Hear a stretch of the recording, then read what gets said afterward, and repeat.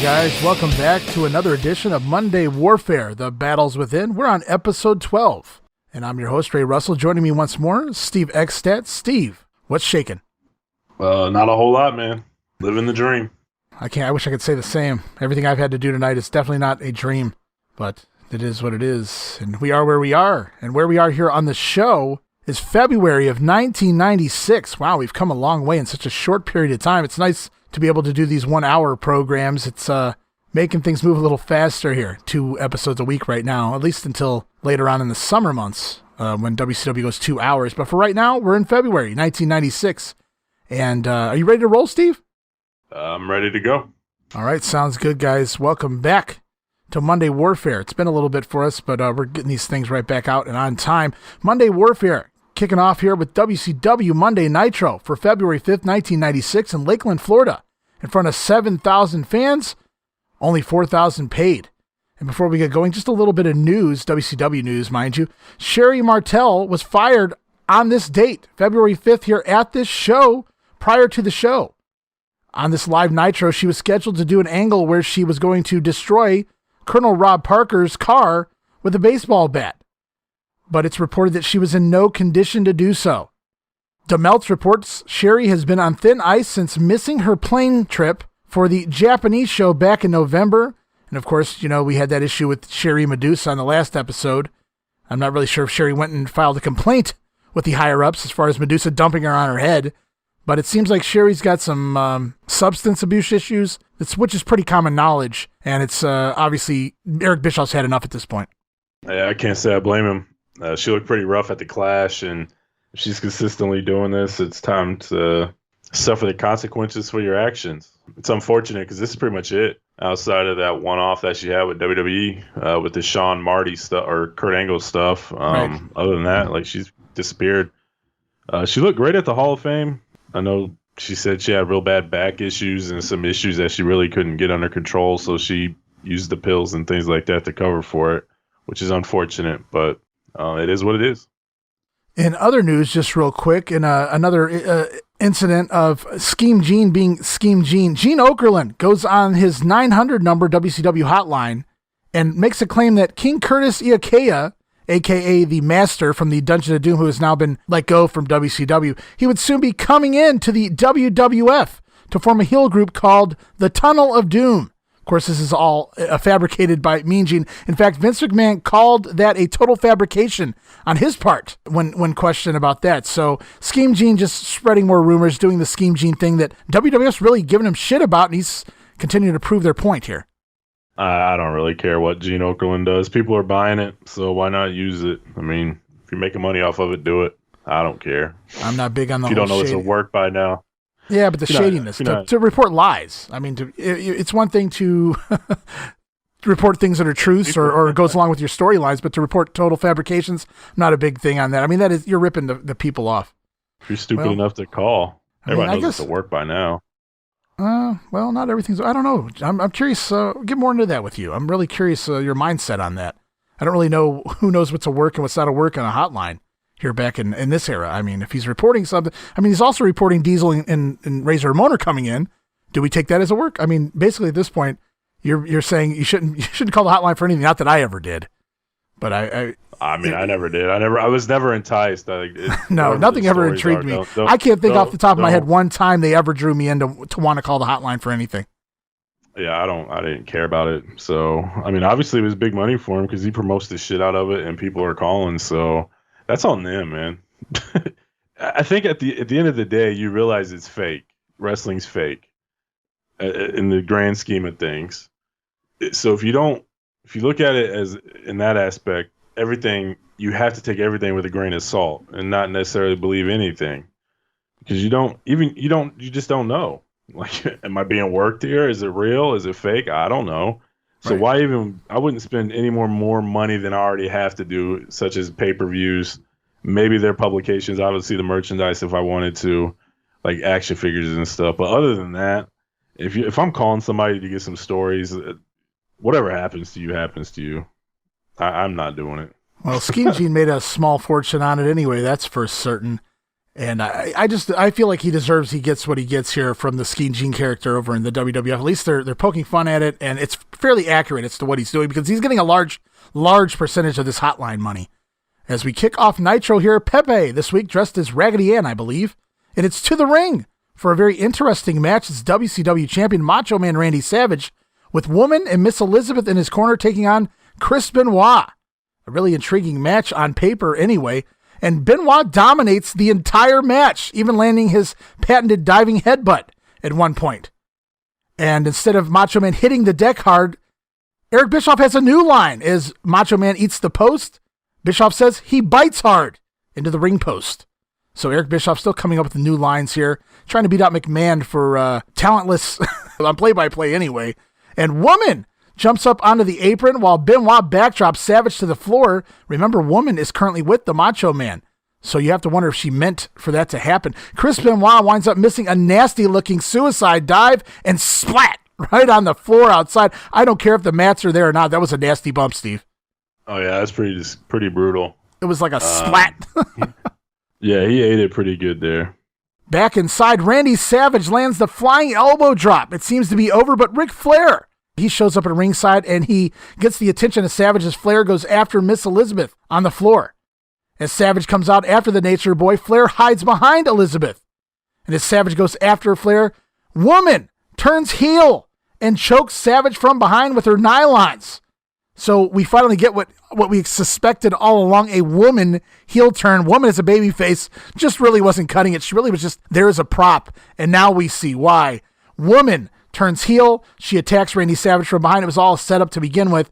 And Macho Man will get the win by disqualification here in 8 minutes and 17 seconds. Tell me what you thought about Benoit's performance here with Randy Savage. Did it live up to your expectation? And the Woman heel turn?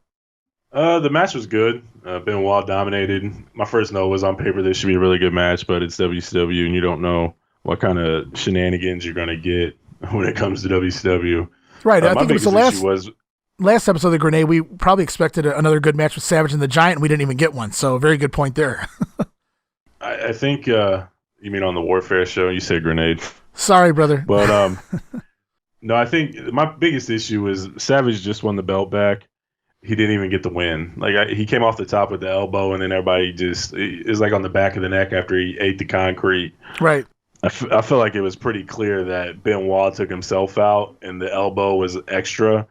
So it wouldn't have been like if Macho was burying him, so to speak, if he went in there and just dropped the elbow and pinned him. Benoit took himself out. You could always play it that way to kind of keep him relevant and strong. But they didn't. Not only that, it was like almost immediate. I want to add to that real quick before you go on. I agree with you, and I didn't even think about this before. I think by doing the disqualification, it hurt Benoit more than it helped him. Because had Benoit taken that splat out there and got the elbow and got pinned, at least he gave it his all. He busted his ass, and you can respect and appreciate him. And here he's forgotten because this turns into an angle. So that entire match, everything Benoit just went through, it's switched over to Ric Flair and Woman and everything here. But yeah, very, very valid point there. And like I said, Macho just won the belt, he doesn't get wins very often. We'll see that going forward.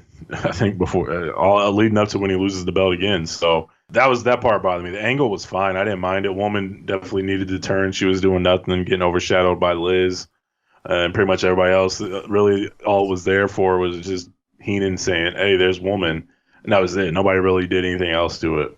I felt like Savage should have got the pin. I think both guys would have benefited from that. Yeah, so it proves to be a setup here as Flair has Woman turn, joins Ric Flair, and then Arn Anderson's out within seconds to aid Ric Flair in a double team attack on Randy Savage on the floor while Woman laughs that evil woman laugh, just the same kind of laugh she gave Rick Steiner back in 1989. So Woman doing it again, turning again on her man, so to speak. No shocker there. What obviously will be further shocked at the Super Bowl pay-per-view with what happens next in that whole triangle of nonsense going on between Flair and Savage and the ladies and everything. But as the Horsemen are doing a number on Randy Savage, here comes old asshole. Or as my grandfather used to refer to him, here comes old Hulky, as he said. With Hulk Hogan to the ring with a steel chair in hand, Hogan he's like Hacksaw Duggan with the 2x4 anymore. It's every time you see the Hulkster, he has a chair now, it seems. Arn walks right into a chair shot just to make sure he can get Hulk Hogan to get over here. And Elizabeth and Hulk Hogan wind up checking on the Macho Man as the Horsemen bail out of the ring. So Hulk Hogan had to get himself inserted right into this one already. Here we go. Well, of course. That's what he does. I mean, it makes sense here. I wasn't offended, and he actually got a decent pop coming out compared to what he's been getting lately. So the chair gimmick seems to be working, at least initially, for him. So, well, he's been watching a little ECW, like or somebody's 10. been showing him a little ECW. Hey, if you just keep hitting people with chairs and it makes a sound, you'll stay over, or at least the chair will be over, and nobody will know you're not over. And that's basically Hogan's following that right now, that line of thought, I would imagine. And it's promo time as Gene Okerlund. I thought this was pretty pathetic. Savage is laying there acting like as if he's dying as Hogan and Liz check over. Here comes Mean Gene trying to score a promo during this entire situation. Just seemed a little too much for me. Mean Gene gonna fucking interview people while Savage is laying there half dead. And Hulk, of course, he starts talking his shit. And as Hulk's cutting the promo, Mean Gene tries to warn the Hulkster, look behind you. Here comes Ric Flair. Elizabeth just kind of stands there. I don't think she really warned him. We'll get to that in a second. But the Nature Boy attacks Hogan from behind, bops him in that bad eye, and somehow Gene was right there and couldn't manage to get the words out to tell Hulk Hogan, Ric Flair's behind you. Flair has done nothing but dominate Hulk Hogan and honestly even Randy Savage since threatening to quit due to Hogan's booking. I feel like they're really throwing Ric Flair bones left and right now to get him happy. It's not just, hey, I let you pin me one week. They're throwing Ric Flair all sorts of incentives. That way he's not back to disgruntled here in a couple weeks. At least that's the way it comes off to me. I don't know if you took it that way or not. Yeah, it definitely seems that way. Flair's getting the upper hand on everything. And I think he even does it at Super Bowl. I know we already watched that for our Copious show, but he even got the upper hand there to a degree. So, they're giving him everything he needs to keep him happy, I'm sure. How long it lasts, nobody knows. But this was, I will say, Hogan did tell Gene to hold on because Savage is hurt, and then Gene kind of pestered him into it, and so finally Hogan obliged. But yeah, it was okay. I mean, I guess it was a good way to kind of plant the seeds there for Liz. I know Savage gets up and questions her, why didn't you tell Hogan? Oh, that was classic. Why didn't you tell Hogan that Flair was there? So he did his part to plant those seeds. All in all, it was a really hot start to Nitro with the match and then this post-match stuff, and it seemed like it never stopped. Right, so Flair attacks Hogan. Hogan begins fighting him back when out comes the Giant, who takes the steel chair and whacks it across the back of the Hulkster, and he tries it again, but the Zodiac hits the ring, and the Zodiac blocks the Giant from taking a second chair shot. And then here comes Randy Savage immediately back as well. Savage was just dying moments ago, and here he comes back to make the save. And the heels run off, and Hogan once again does yet another blade job. Can you imagine if they allowed blade jobs during the peak of Hulkamania? How we would be looking at Hulk Hogan is like the way we look at Ric Flair or Dusty Rhodes, because if you remember when Hogan came back in the 2000s when blood was allowed again, he was gigging left and right. So it feels like even here when he's pulling this here in Turner World that had he had the carte blanche to do so, Hogan would have been blading just about any time he had the opportunity. I could see it. He does like to blade, it seems like. He doesn't do it very often green. As far as, I guess. It's the old school mentality anyway. Yeah, I agree. Oh, I'm not against the doing the blade, but here on Nitro in a run-in, I don't know. It just seems like I'm coming in with the chair and I'm going to blade. Two things the fans will really appreciate. Well, it's an open wound. He hasn't given it time to heal because they keep going after it. So can you explain to me how he gets hit in the eyeball, the actual eyeball, with a high heel shoe, yet the injury seems to keep being opened up about 2 inches above the eyebrow? A little weird. Wrestling. Mean Gene then interviews the Macho Man. Now that Hogan's down, it's time for Mean Gene to interview the Macho Man this time. And this is what you were talking about. Ooh, Savage gets aggressive immediately with Miss Elizabeth. It's already starting. They've been divorced for years, and he hasn't seen her, presumably, in quite a while, and he's already right up in her face, pointing fingers. Why didn't you try to warn him? It was very aggressive heel Savage WWF stuff here. I mean, I enjoyed it, but I can see why she does what she winds up doing. I can't really blame her. Gene tells Savage that Liz did try to warn Hulk Hogan. I didn't see it. I was watching. I wondered the same thing Savage was here. And now I'm glad what happens at Super Bowl happens at Super Bowl. Good for her. So Savage already treating Liz like this again, and obviously we see Hulk Hogan now the one that needs some help. So Hogan comes to the ring to help Savage, and now it's Savage who winds up helping Hulk Hogan as the entire opening segment finally concludes. Lots to pick apart there. It all started with Savage versus Benoit. Yeah, like I said, it didn't seem to stop, and it was pretty good. I enjoyed it. It was a lot of what we've been getting, but it was a little different. I don't necessarily know how it was different, but I wasn't offended by this like I was some of the other stuff. Because it may just be because Hogan and Savage were the ones getting beat up instead of Hogan just destroying 15 guys at once. I think that's what made this one a little bit more tolerable. I would agree with that. And we learned this week on WCW Saturday Night, action involving Arn Anderson and Brian Pillman and a tag team. The Giant will be there. Sting and Luger going to defend or at least wrestle. They're the WCW Tag Team Champions right now. VK Wall Street goes one-on-one with Sergeant Craig Pittman. What a match that was, I'm sure.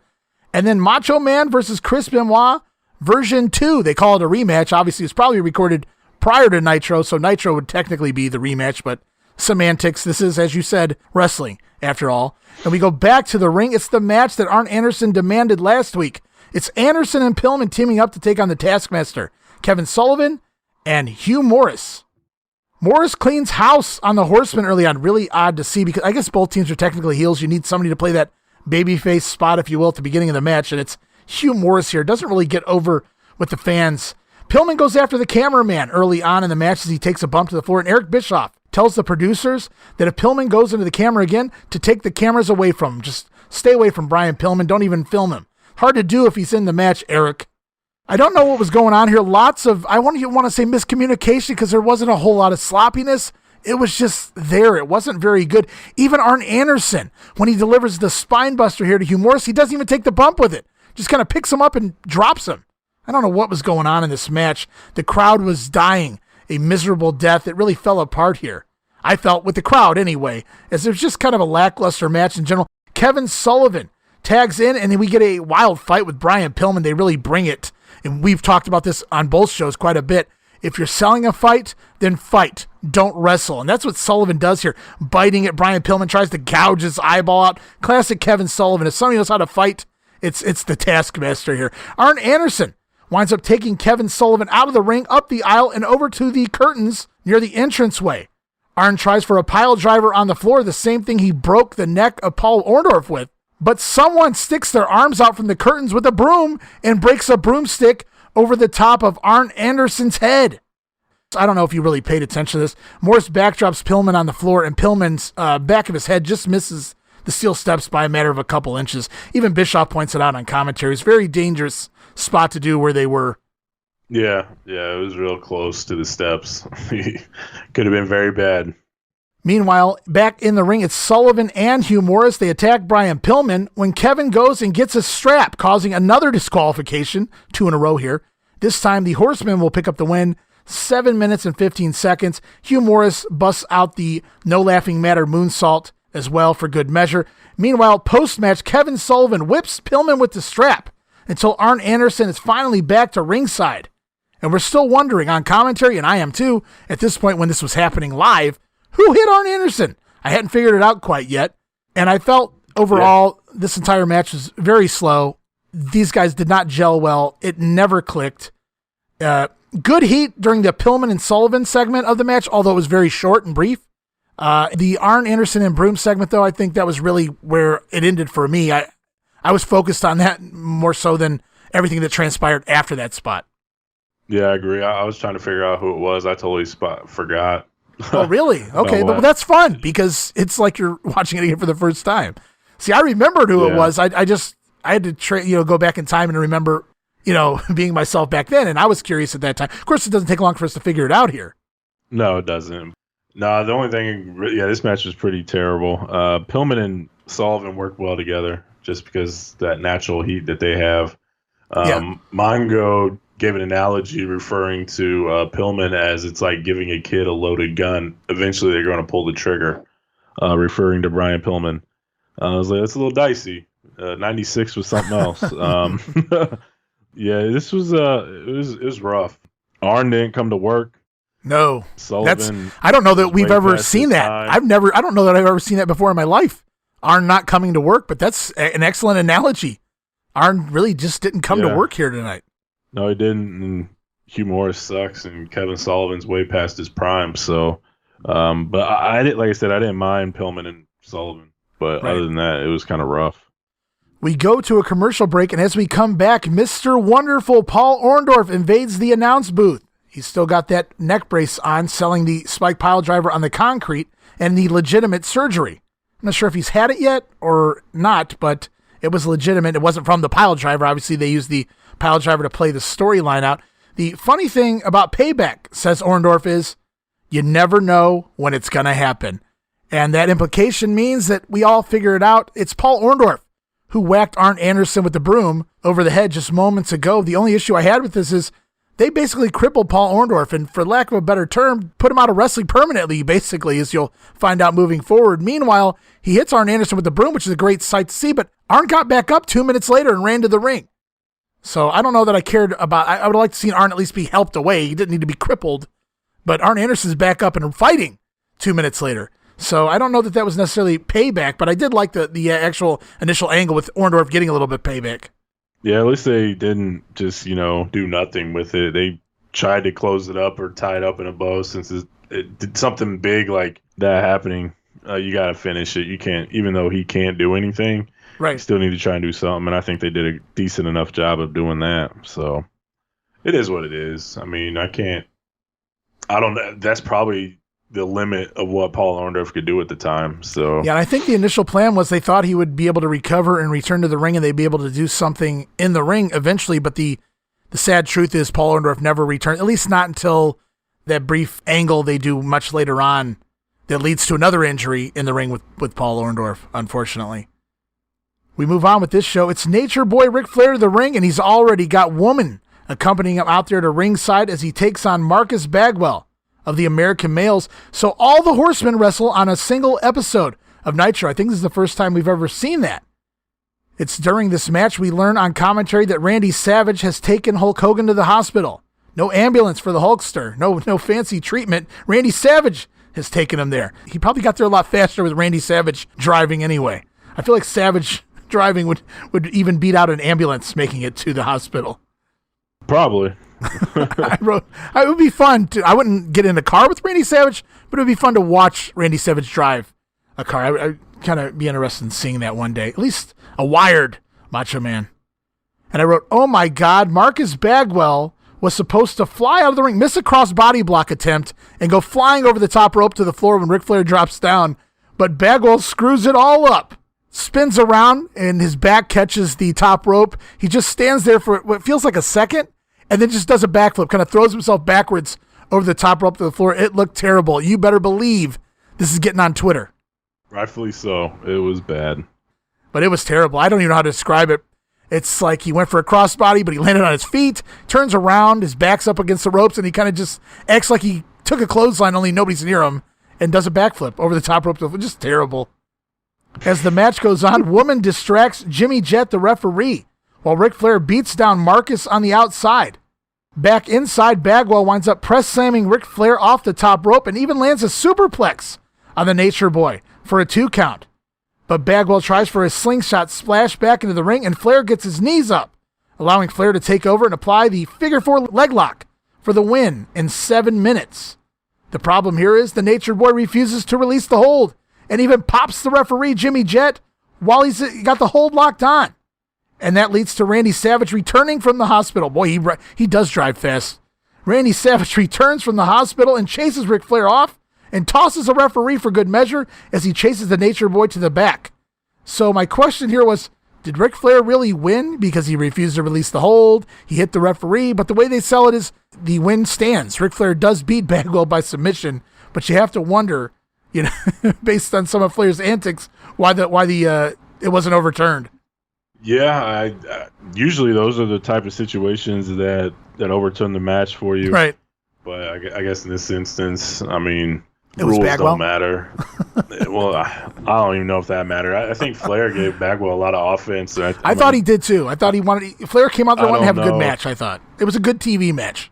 I don't know if he liked Bagwell or what. I know Bagwell's kind of been there a while, and I'm sure Flair wanted to give him some because he hasn't really been given anything lately. So it makes sense. But this was a decent match outside of those few missed spots that Bagwell had. I mean, it was pretty entertaining, I thought. Yeah, I mean, even if you go back in time and watch Flair's squash matches, he always tries to give at least most guys something. He knows it just makes for a better match, a more entertaining match. He even he used to get shit all the time for doing the referee spots where he would shove the ref and have the ref shove him down. A lot of the former world champions hated that. If Flair had changed the game, so to speak, of the way the world champion worked. And they weren't big fans of Flair selling for the ref, but these are things Ric Flair did, and I think he just came. He wanted to have a decent match. I thought it was a decent little TV match. Same here. At this point in the show, I wrote, where the hell are all the cruiserweights lately? It feels like they're MIA lately on these shows. They're certainly not appearing every week like they were in the first several months of WCW Nitro anyway. Yeah, it's definitely weird not seeing them. It's unfortunate. It needs to break up the monotony of some of these old-timers. You're not really a fresh new product when you got all the old guys carrying the torches for you. And that's fine. They can. But I would like to see, the Alex Wrights, the Eddies, the Benoits, the Malenkos, and those guys that kind of just get probably dumped on Saturday night or syndication and you don't even see them. Right. They can really enhance your show and kind of separate some of this stuff that gets very repetitive. So hopefully soon we get some more of that. It's main event time as WCW Tag Team Champions Sting and Lex Luger defend the titles against the Road Warriors. Of course, they promised to do so at the Clash of the Champions pay-per-view during a promo when the Roadies just returned. The match starts off with Animal overpowering Sting, but soon it's Sting using his speed to be able to make a comeback. And then it's Lex and Hawk's turn as they both tag in. Hawk no-sells the Lex Luger pile driver. As the match continues on, Hawk stays in the ring. Stinger splash to Road Warrior Hawk early on in the match, but Animal breaks up the Scorpion Deathlock attempt. Sting and Luger are on Animal as the power goes out in the arena. So a precursor to In Your House, Beware of Dog here. It only goes out briefly for a couple of minutes, and as we cut back in, the guys are wisely using a front face lock to kill time and wait and bide for time and see what's going to happen here. So they slowed the match down. Wise move, at least for the short term. And finally things pick back up. Hawk and Sting take the fight to the floor while Animal and Luger, the legal men in the ring. Animal no-sells a Luger suplex. And Animal comes back and hits his own power slam on the total package.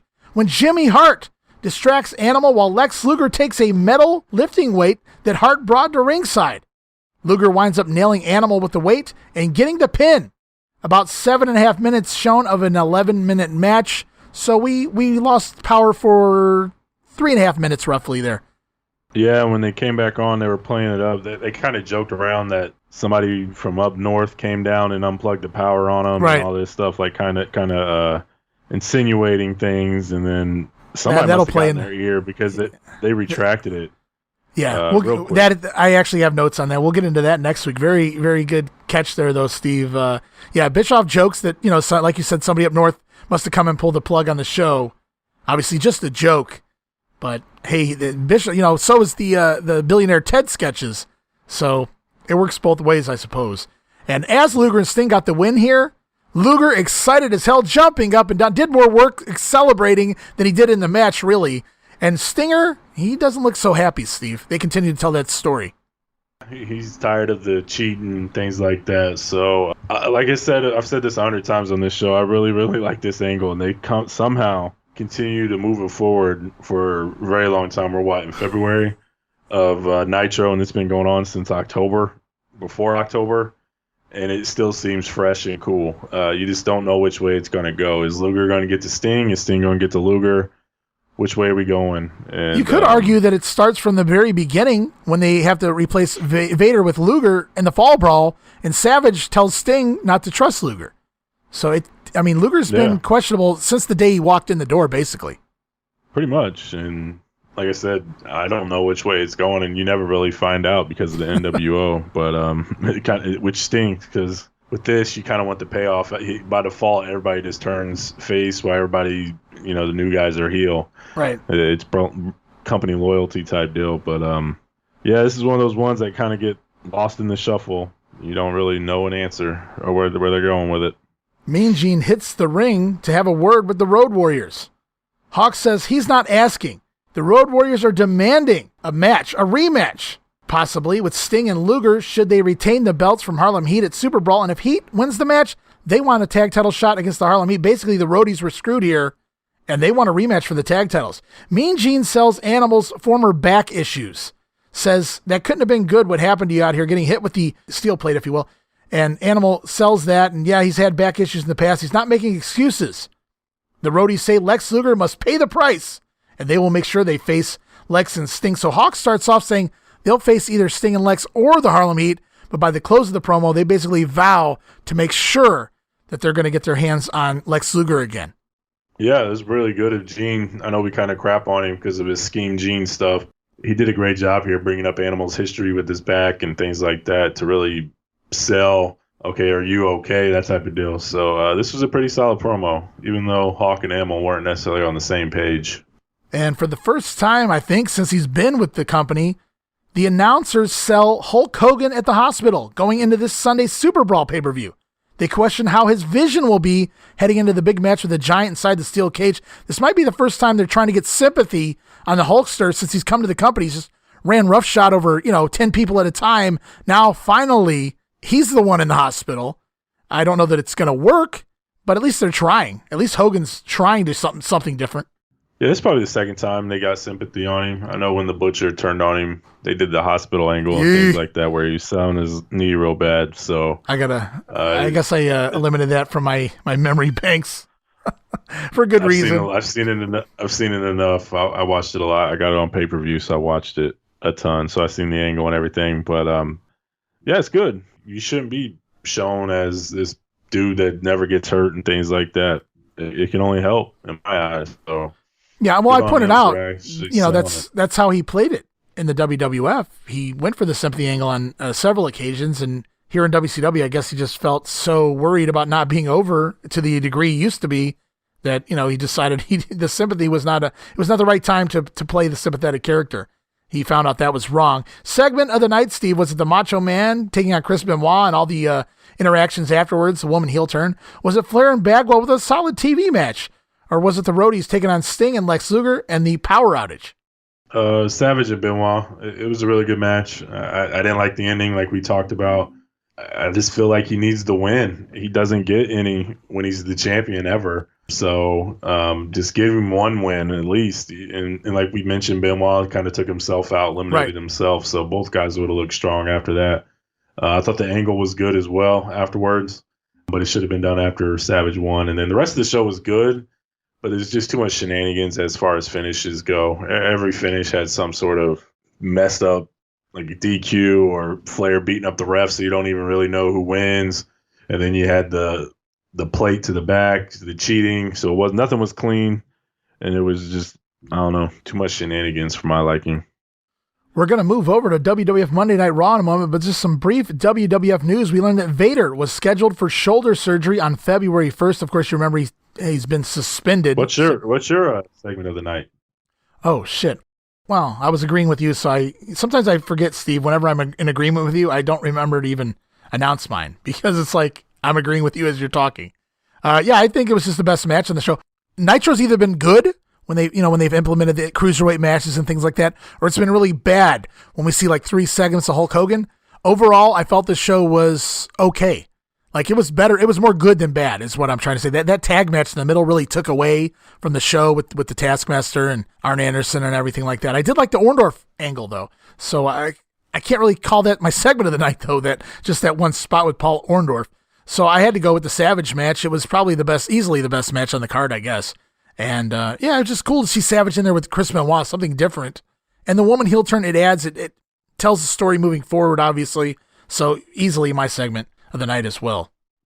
You threw me off. I got to scroll. Hold on. All right, here we go. WWF news as we head into Monday Night Raw for this week. It's Vader. Vader was scheduled for shoulder surgery on February 1st and is expected back in the ring by WrestleMania time. Of course, he'll show up early and do a spot at the In Your House pay-per-view in February. Vader, of course, being suspended from TV and storyline purposes so that he can go get this shoulder surgery after the Royal Rumble. We learned that Billy Gunn of the WWF Tag Team Champion Smoking Guns had neck surgery for a disc problem over the weekend. He apparently injured his neck at the Royal Rumble Tag Team title match against the Body Donnas and is expected to be out of action for 4 to 6 weeks. This is why there's another WWF Tag Team title tournament upcoming. I feel like they did this twice, and both times it's because Billy Gunn suffered injuries. Of course, the other time it was a quote-unquote rodeo injury. Lastly, this before was definitely no rodeo injury. No. I'm gonna, it makes me kind of want to go back to the match and see if I can kind of figure out where this might have happened. One final bit of note before we get to Raw: Rad Radford, aka Louis Spicoli, had a seizure. It may have been something else, I don't know. But here it's reported as a seizure, and passed out on January 31st, and was in San Pedro, California hospital in critical condition most of the next day. At one point, he stopped breathing for between 2 and 3 minutes, Steve. It happened at about 11 p.m. on a Wednesday night, and he passed out in the pouring rain and laid unconscious until he was found at 6:30 a.m. by a neighbor who saw him passed out on the ground outside. He made a fairly remarkable recovery, says DeMeltz, because he was out of the hospital by Friday. So critical condition on Wednesday, out of the hospital by Friday is Louis Spicoli here, but isn't expected back in the ring for at least 4 to 8 weeks. And I don't remember, but I don't know that we see a whole lot more of Louis Spicoli here in the WWF. No, you definitely don't. I don't recall seeing him much more. Kind of foreshadowing the things to come. I don't know if that's the right word, but no, I think so. It's reported as a seizure, and I can't say it wasn't a seizure, Steve, but we both know what we're both thinking here. Yeah, we know where this one ends, unfortunately. Yeah, it's sad, too. What a talent. I was a big fan of Louis Spicoli, even when he would pop in as a job guy in the early 90s. Yeah, same here. He had a decent look. He always did, was a little chubby. Of course, and he got got himself over down there in the AAA promotion as Madonna's boyfriend, as part of that Los Gringos Locos group of Eddie Guerrero and Art Barr, Louis Spicoli. Tremendous talent, and winds up getting this Rad Radford gimmick here in the WWF before moving to ECW and then later WCW, and obviously, as you said, the ultimate demise of Mr. Mucciolo. Yeah, quite the ride there. It's time for WWF Monday Night Raw for February 5th. This is taped back on January 22nd, the day after the Royal Rumble in Stockton, California. Civic Auditorium. We kick the show off. What a big match on paper. Nowadays, you see shit like this every week. Not with these guys, but you see the big names competing against one another on TV every week nowadays. It's no big deal. But back then, Diesel and Shawn Michaels team up to take on the team of Yokozuna and the British Bulldog. Shawn Michaels, soon-to-be world champion. Diesel, a former world champion. Yokozuna, former two-time world champion. And Davey Boy Smith, he's been right up there in the main event since turning heel. This is a huge matchup on paper. Yeah, it doesn't get much bigger than this for 1996, early on anyway. Yeah, quite the lineup here. Last week, it was Yokozuna who accidentally cost the British Bulldog a match against Diesel. Then later in the same show, it was Owen Hart who accidentally cost his former tag team partner, Yokozuna, a match against Shawn Michaels. Continuity. Unlike WCW here, Steve, everything makes sense. As the faces clear the ring early, HBK dumps the Bulldog to the floor, then Diesel catches Shawn and throws Shawn on top of Yokozuna to make Yoko take a bump to the floor. The heels outside early in the matchup. As the match goes on, Diesel tries to knock Yoko down, nailing him with several clotheslines until finally Diesel winds up in a Samoan drop. Very brave of Big Daddy Cool to take Yokozuna, landing on top of him there with that Samoan drop. Very professional, though. Yoko did a good job with it. As the match goes on, the British Bulldog pulls down the top rope, and Shawn Michaels takes a bump out to the floor as the heels take over and get heat on HBK. Coming back from a commercial break, Yokozuna misses a big splash, and Shawn finally managed to make the hot tag to Big Daddy Cool Diesel. And Diesel wipes out both heels, all on his own. And then it's Shawn Michaels climbing onto the shoulders of Diesel for a big giant splash, 7 feet high, onto Yokozuna. As Shawn makes the cover on Yoko, Bulldog runs in to make the save, but Shawn moves out of the way, and the Bulldog winds up leg dropping his own partner. Poor Yoko. As everyone gets back to their feet, Yokozuna clears Diesel from the ring, but turns around right into a Shawn Michaels super kick. And Yoko takes the big bump to the floor, a la the Lex Express forearm to the head. Yoko gets counted out in 12 minutes. As Owen Hart and Davey Boy Smith are seen trying to pick Yoko up and get him back in the ring. No such luck.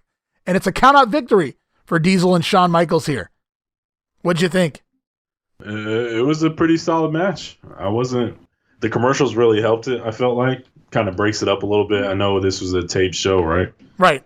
Even though you didn't miss any action, just that little break kind of helps it a little bit, so it doesn't necessarily drag, right. If that makes sense at all. Yeah, there was downtime with the nerve hold good. and things like that. So yeah, Yoko did work pretty hard here, given what he's been able to do lately anyway. Yeah, so I enjoyed it. Yeah, really stiff competition between Savage and Benoit on this one. Like if he's one of those channel flippers, it'd be hard to turn the channel on either one of them. So if I had to guess, I was probably watching Raw. I don't remember, but if I had to guess, I was probably watching Raw. Yeah, in the early era, I definitely chose Raw over Nitro unless Nitro had something really compelling that I absolutely needed to see. I don't know if Savage and Benoit would have been that at that time period. With these names in the ring, all these big names, I know the match was just, average. But, I mean, to see these guys in the ring with each other, that's not something we saw every week back then. No, definitely not. And you had the big angles at the end of the show last week or the two matches last week to build this one up. So you was anticipating it. Yeah, we've been trained for years to spot a turn coming, right? So they definitely set this up to make you want to watch this week. Yep, absolutely. Post-match, Jim Cornette argues with Yokozuna about taking the loss. Vince McMahon claims Cornette is verbally raping Yokozuna, probably a line you can't use in 2021. Jim Cornette begins poking his finger into the chest of Yokozuna, and that's all it takes. The big man has had enough. In between the Royal Rumble and here this week, Yoko attacks Cornette and starts beating him down in the corner. The crowd goes nuts until Bulldog and Owen Hart jump Yoko from behind, but Yoko fights them off as well and runs off the entire Camp Cornette. What a way to get over the newly turned babyface, Yokozuna. So on one channel, Woman is turning heel, and on this channel, it's Yoko turning babyface, and it was huge. I loved it. I was not a big Yoko heel fan growing up. The matches weren't exactly exciting. And, obviously later on you respect some of his early work and things like that. But overall, I wasn't a big, fan of the slow plotting nerve hold matches that Yoko gave us throughout, especially 94 and 95. Here, though, is immediately when he turned babyface, I was sold. I was backing Yokozuna. Yeah, I just think it's a real shame, and it's kind of fitting with the new Yoko documentary out there. I think the big takeaway from that I can see, and they kind of mention it at the beginning, is everybody knows Yokozuna, but nobody knows the man behind Yokozuna. And I felt like if his weight was under control and he was 1993 Yoko instead of 1996 Yoko, oh my God, the sky's the limit. This would have been a massive, because just go listen to the crowd. He gets a massive pop when he turns. Oh, I know how over he was with me, because being as ignorant as I was as a teenager, I never really pinpointed, his weight as being the reason why he slowed down. I never really pinpointed that it was hindering him here in the babyface turn. I was bought on the character and the story they're telling with Yokozuna here as the babyface, and have him being on top of the card, his entire run basically here in the company. So I was just sold. So when it just kind of went away so fast as it does, I was upset. I'm like, why? Now, in hindsight, you can see why and you get why, and you can't even really argue why. But here, man, I thought it was sky's the limit. It's like you said, had he been in a little better health. Yeah, I think, like I was saying, if he had his weight under control when we had 93 Yoko with this, like the passion that he was showing and just getting some more of the character, the layers of the onion are peeling off. And like I said, the crowd popped huge for him shoving Cornette down and him finally sticking up for himself. He's been dealing with this for months now or weeks. He's had enough, and everybody can relate to that. And then I know the promos and things come up, and like he starts talking, and everybody's like, "Holy shit, Yoko's talking," and not saying just bonsai and stuff like that. So we would have been able to see that character, and I feel like we got cheated a little bit, and it really sucks. It's just magnified and enhanced based off of that documentary. And if you guys haven't watched it, I can't recommend it enough. It's one of the best documentaries that they have on the network right now, and you do get to know Yoko, and what a great guy. Yeah, and tons of rare, never before seen footage of not just Yokozuna, but just in general of Yoko's dark matches, his tryout matches, some WrestleMania 9 footage, things like that. I swear they recorded everything with WrestleMania 9, because if you watch the history of WrestleMania, it's all over there. I would love, they did the Lex Express. Thinking the same thing, man. I'm thinking the same thing. My God. just a single roll of all the footage. Like, whatever, we're not going to edit this out. It's going to be 5 hours long. Who gives a shit? This is Lex Luger, Lex Express. And I think I need that for WrestleMania 9 because, oh, my God. There's a lot of people on that card that people don't remember, and this is before the mass exodus of all the older talent that we grew up with. So yeah, that has to be some tremendous stuff, man. As Raw rolls on, we get our second vignette from a man known as Mankind. Again, the camera focuses on the right side of Mankind, showing his disfigured ear, missing ear, basically. Of course, Mick Foley lost the ear in Germany during a match with Vader as it got it stuck in the ropes, and then it ripped off and got lost somewhere between the match and post-match. Mankind informs us he's found a hardcore home, and he can finally have a nice day. Jerry Lawler calls it eerie, Steve. Nice pun, Lawler. Nice pun.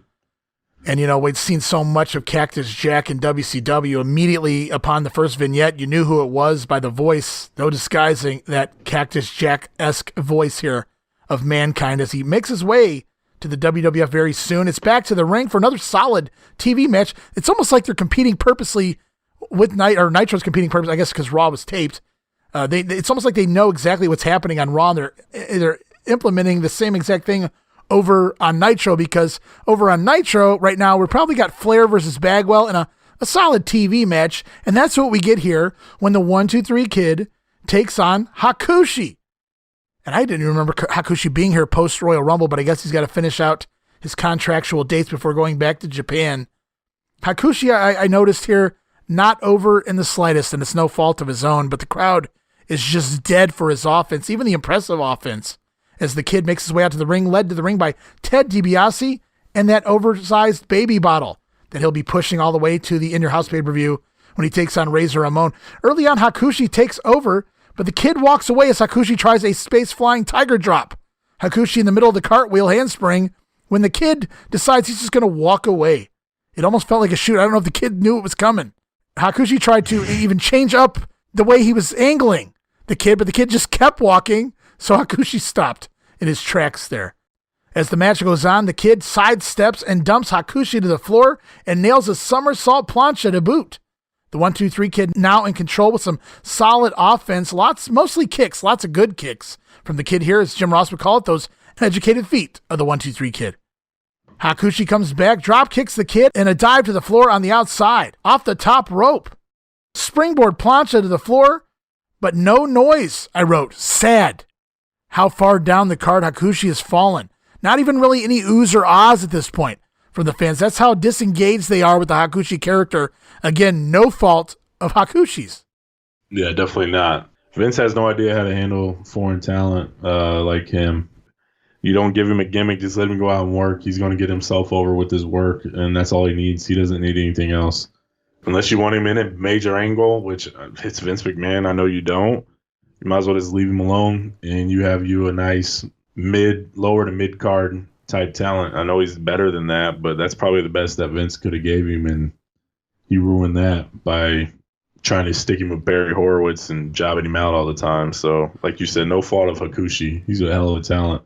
And we close out the match as Hakushi starts making the comeback, nails a diving shoulder block for a 2 count, and then a Hurricane Rana roll-up, another 2 count. Hakushi again goes to the top rope, but he gets crotched on the top turnbuckle, and the Kid goes up for a double underhook superplex to pick up the win, the clean win, in just 10 minutes. Again, another solid match like the Flair Bag. I would classify this as a better match than Flair and Bagwell based on the action itself, but on both shows, a very solid match in the middle of the card. And I was really glad there was no Razor Ramon here chasing the Kid around or causing issues. The Kid, now that he's been moved back out of the tag team division with Sid and back into the single spot to wrestle Razor, he needed a win like this, just a solid, clean win to put over, that he can actually probably, maybe beat Razor Ramon. Yeah, I agree. He needed that. He needed the win. Kind of like Macho on Nitro. Needed the win. Yeah, definitely. You feel like this was that momentum builder that the Kid needed. He kind of had the legs cut out from under him with Sid being out, and he really hasn't had much to do. So this was a really good match, and they're kind of going back to the well. I know these guys worked at SummerSlam '95 and things like that, so they knew it was a good match, and they put it out there. And, also like LA, California, they're all about, AAA. I know they go to the sports arena and stuff like that. So I'm not saying this is Lucha Libre like, but it's close with the high flying action and stuff like that. So maybe that's where they're going with this one. But like you said, Hakushi's just not over, and nobody looks at the kid like that yet. Anyway, it makes sense why this match is on the card. As the show continues, we get a pre-tape promo, or at least a vignette type promo with Jim Cornette and Clarence Mason, who is back now. Mason orders an immediate reinstatement of Vader, or they will sue the WWF and Gorilla Monsoon, which takes us to a promo as Vince McMahon interviews Gorilla Monsoon by a satellite. Gorilla talks his injuries, uses these long technical terms I didn't write down here. I would expect nothing less from the Gorilla. I kind of chuckled as Gorilla, or Vince asks Gorilla what his injuries are, and Gorilla uses all these technical terms of the body. Like you said, I wouldn't expect anything less. No. I do know external occipital protuberance, but he didn't use that here. I was a little disappointed in that, Gorilla. In the meanwhile, Monsoon apologizes for his actions, but he will not apologize to Vader himself. Monsoon says he responded as the Gorilla and not as the president of the WWF. He thanks the fans who sent in all the cards. Yeah, thanks for all those merchandise catalogs going out too, WWF. Gorilla refuses to apologize to Vader, as I said, but the board of directors are the ones, and we've never heard the words board of directors in the WWF prior to this. It's up to the board to decide whether Vader is reinstated or not. I can't help but continue to point out he was suspended before the Gorilla Monsoon attack, not after. So a little bit of continuity issues there, but they're selling it as if this whole thing stemmed from Vader taking out the Gorilla. Vince McMahon asks the Gorilla, why did you choose Roddy Piper as the new president, the interim president of the WWF? Gorilla says, desperate times call for desperate measures, and he knew the Hot Rod could get the job done. What'd you think of this? It's pretty good. It was different seeing Gorilla in that light, just being injured and just doing the interview type deal. You never really seen him before. Again, like we talked about, clearly Gorilla has some sort of connection to a lot of people. Sure. For whatever reason. So this made perfect sense. He knows how to talk. He knows what to do. He knows what to say. He's not some young pup. He knows what he's doing. So right. He knew this was going to be well received and well done. So I liked it. It was cool seeing Gorilla like this, because I know we talked about it on our watch-alongs, but like that Best of WWF, I think it's 18, where everybody wants to see Jesse work, and then they put it on there. Like, we get asked more than anything to see this. So when you never see these guys like sell an injury or do an angle or anything like that, to be able to see Gorilla do an angle like this was really cool. And I know we get more of that going forward with not necessarily wrestling type angles like this, right, but getting more involved with the talent, right, verbally, like with Austin and stuff. Yeah. Mm-hmm. Yeah, so I like it. I'm glad we get this, because people like me and you, we were too young to even think about seeing Gorilla in the ring. I liked it. Well, I thought about seeing Gorilla in the ring. It just was never going to happen. I used to think all the time as a kid, because Gorilla always used to reference, when he was in the ring, please come back. Please. I don't know if I've mentioned this before. I marked out like crazy on one All-American when Gorilla Monsoon and Johnny Polo were hosting the show, and Killer Kowalski, I don't remember if he calls in or he shows up on the set, but he entices Gorilla into coming out of retirement with him to challenge the Quebecers for the tag team titles. I can't tell you how excited I got when I thought that might actually be a thing. That would have been bad. It would have been awesome. Awesome. Just Gorilla chops everywhere. And seeing Gorilla do chops on the Quebecers, yeah, but as far as a wrestling match goes, that would be a train wreck. Whew. We continue with the show. So we saw that huge-ass tag team match to kick off the show, and you said it can't really get any bigger than that. And then we get WWF champion Bret Hart defending against The Undertaker on the same show. Talk about stacking the box here this week. The Undertaker dominates the match early until Diesel arrives ringside. Taker is distracted while trying Old School by Diesel, and that leaves Bret to yank Taker off the top rope. And as Bret takes over on the offense, Diesel joins commentary. We go through a commercial break, and The Undertaker back in control. He finally nails Old School. Diesel has the shitty line of the night as he tries to make a joke. Diesel says, "A cold day in hell? Diesel says right now it's -70 in hell. Basically joking that hell has frozen over and that Diesel can beat The Undertaker. The entire joke.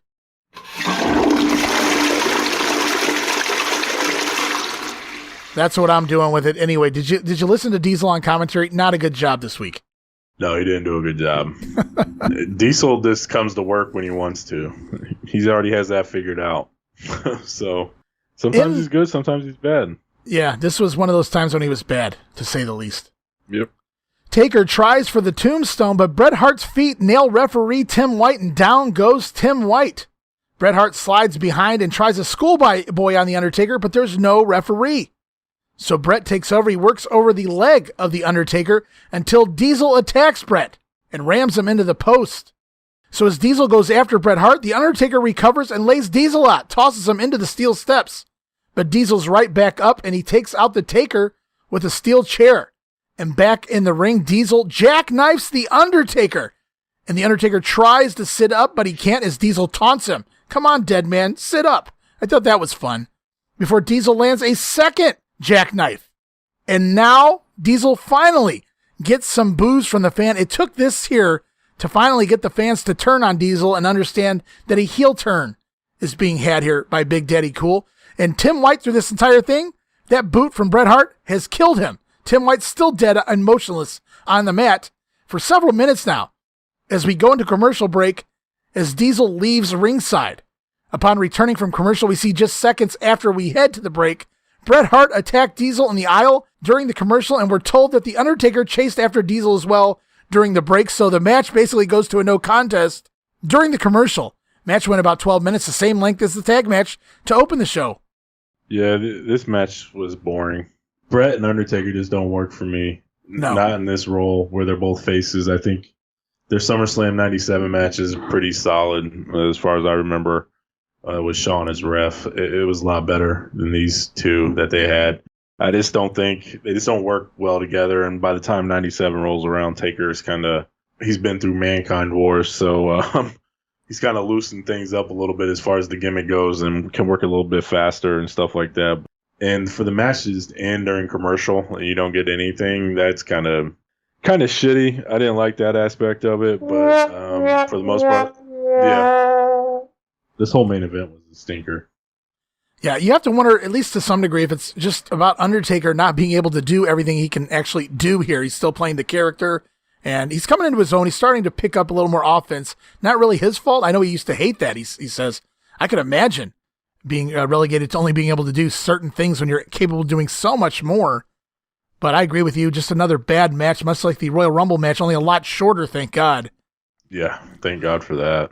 And we close out Raw with Billionaire Ted's press conference, part 2. Vince McMahon says, despite the threat of legal action from Turner, we're going to get it. It's more Billionaire Ted. We learn that Billionaire Ted has lost millions, but he says he's having fun. He calls WCW a plaything. So it's Ted Turner's toy. Turner is then asked, how will he treat Time Warner stockholders when the merger goes through? Will he continue to throw away the money? Ted Turner claims he's entitled to a plaything, damn it. And here's a direct quote apparently Ted Turner had made in recent weeks. They put it over repeatedly throughout the show. Jerry Lawler kept asking Vince, is this really a direct quote that Ted Turner said? Vince McMahon had to keep saying, yes, it is. And they wanted to get that over before the vignette airs. As a direct quote from Ted Turner, he says he wants money and power so that when he dies and sees his dad again, he can say, Daddy, kiss this. And he slaps his ass. I wrote, billionaires. Their minds are something else, Steve. Yeah, they definitely are. I've lost interest. My care meter for these. My care meter for these are just in the toilet, right along with Diesel's joke. And, I'll flush it for you, Steve. Courtesy flush. Yeah, and the main event of this show. So, like I said, when they got out of the boardroom, this stuff fell apart for me. I get what they're trying to do. It makes sense. And they took it one step further as well, which I'm sure you're about to get to. So, yeah, they actually close out the show with a clip of an ad that Vince McMahon has tried to put in several big newspapers. Though many major papers refuse to print it, says McMahon, the WWF takes out a newspaper ad warning Time Warner stockholders to beware. Ted Turner has lost $40 million of their money to WCW in a personal vendetta against the World Wrestling Federation. Vince then questions, where are these losses reported in Turner financial statements? Things will change with the merger. Or will they?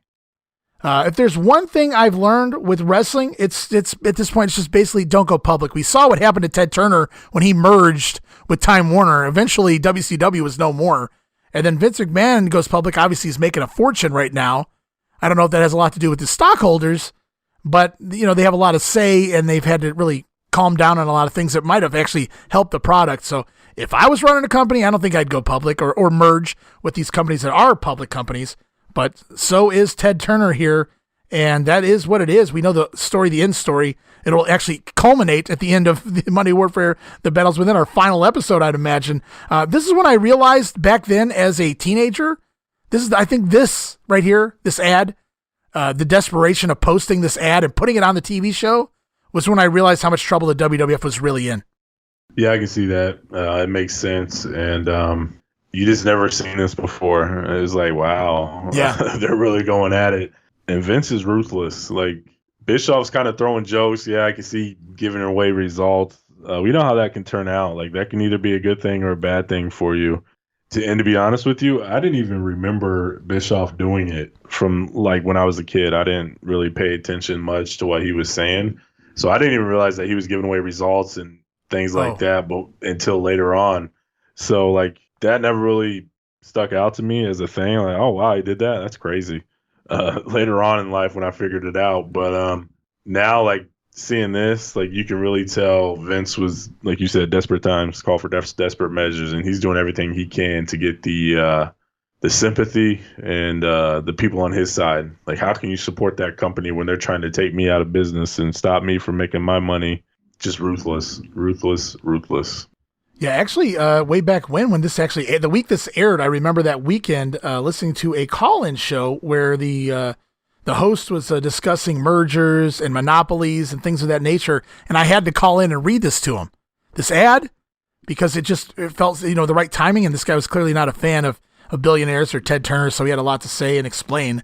So it opened my eyes even more as to what was going on between the two companies at the time. I don't think the guy had was no fan of wrestling, but it was timely, and it really helped me to gauge a little more interest in information on how the whole thing was being played out in a business standpoint. Segment of the night, Steve, was it the Kid and Hakushi, the tag match with HBK and Diesel and Yoko turning babyface on the Bulldog, or was it Bret versus the Undertaker, which you've already pretty much flushed that idea? No, it's definitely not that.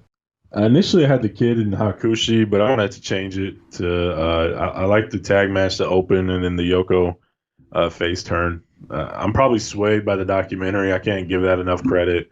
It just makes me really appreciate Yoko more. And even in my notes, I was like, the passion he showed, he could have been huge. He could have been a massive baby face. I don't know how long it would have lasted, but if he was in better shape, man, I don't know. Like I said, I don't know how long he could have been to where he was at that tip top level based off of this turn. But man, I would have loved to have seen it. Yeah, I mean, he after years of showing no personality, no charisma, no fault of his own, his character didn't call for such thing. You didn't need that. That's really, he's supposed to be a quiet, man that just kind of sat there and destroyed people. And to be given this one shot after being there so many years, it was very impressive to see how well he did. Same thing with his first promo that he cuts at the In Your House pay-per-view upcoming. So I agree with you. Yeah, my segment of the night was the Yokozuna face turn. I thought the Hakushi match lacked heat from the fans. It wasn't the fault of the guys in the ring. They did a great job. But that Yoko face turn really cemented it for me after the solid little tag match. You got what you expected out of the four guys in it. So it wasn't bad. I agree with you. One final note on the show. I do like that Vince McMahon, at least at this point, is still sticking to the WWF booking, the long-term booking, so to speak. Win or lose in the ratings. When they can afford to throw the big matches out there like they do this week, when it makes sense, they do. But they don't stay away from that forever. But for right now, they're doing a great job with it. Whereas Nitro is just a dumpster fire booking wise, just hot shotting shit week to week. You never really know who, what, when, why, or where until you get there with the WCW. They're just looking for ratings, and Vince is trying to stay afloat, stay atop, but not really abandoning the actual product just yet. Best way I can put it. Yeah, and it calls for a more fluid and better show, to be honest with you. Raw, no matter if the action's bad, that's one thing, but at least it makes sense booking-wise, and it's not hard to follow. You may get shit matches. That's a given. Every show has them. No matter the promotion, every single one of them have them. But the continuity, the progression from one week to another, they know how to run a weekly show. And they've done it. This is their third year now, fourth year. They know what they're doing. And I'm glad they haven't abandoned ship and panicked, because they've been getting beat quite a bit. But you got to see, you're seeing what you're going against. Nitro's just like you said, it's the dumpster fire. They're throwing everything out the window. And we've complained about it, that we're tired of seeing Macho and Flair. We're tired of seeing Flair and Hogan. Flair the same Sting. Matches over and over. Yeah. Like it's like I'm done with it. I don't even care to see it ever again in my life, to be honest with you. Yeah, it's sad that we're giving these first time matches, these dream matches at times on Nitro, and they really don't deliver because there's really no thought put into them. Like Hogan and Sting, for instance, or the Hogan and Luger match, a week 2 of Nitro. It just, I don't know, man. To follow up here for the Bret and Undertaker. Yeah, we just seen it at Royal Rumble, but it makes sense. Taker got screwed. Bret promised them a title rematch. Yeah, Bret. We got it. Whether it's good or bad doesn't matter. At least there's some meaning behind it, and it makes sense, and you're intrigued to see it. And they use that to tell stories moving forward as well between all three men. Exactly. And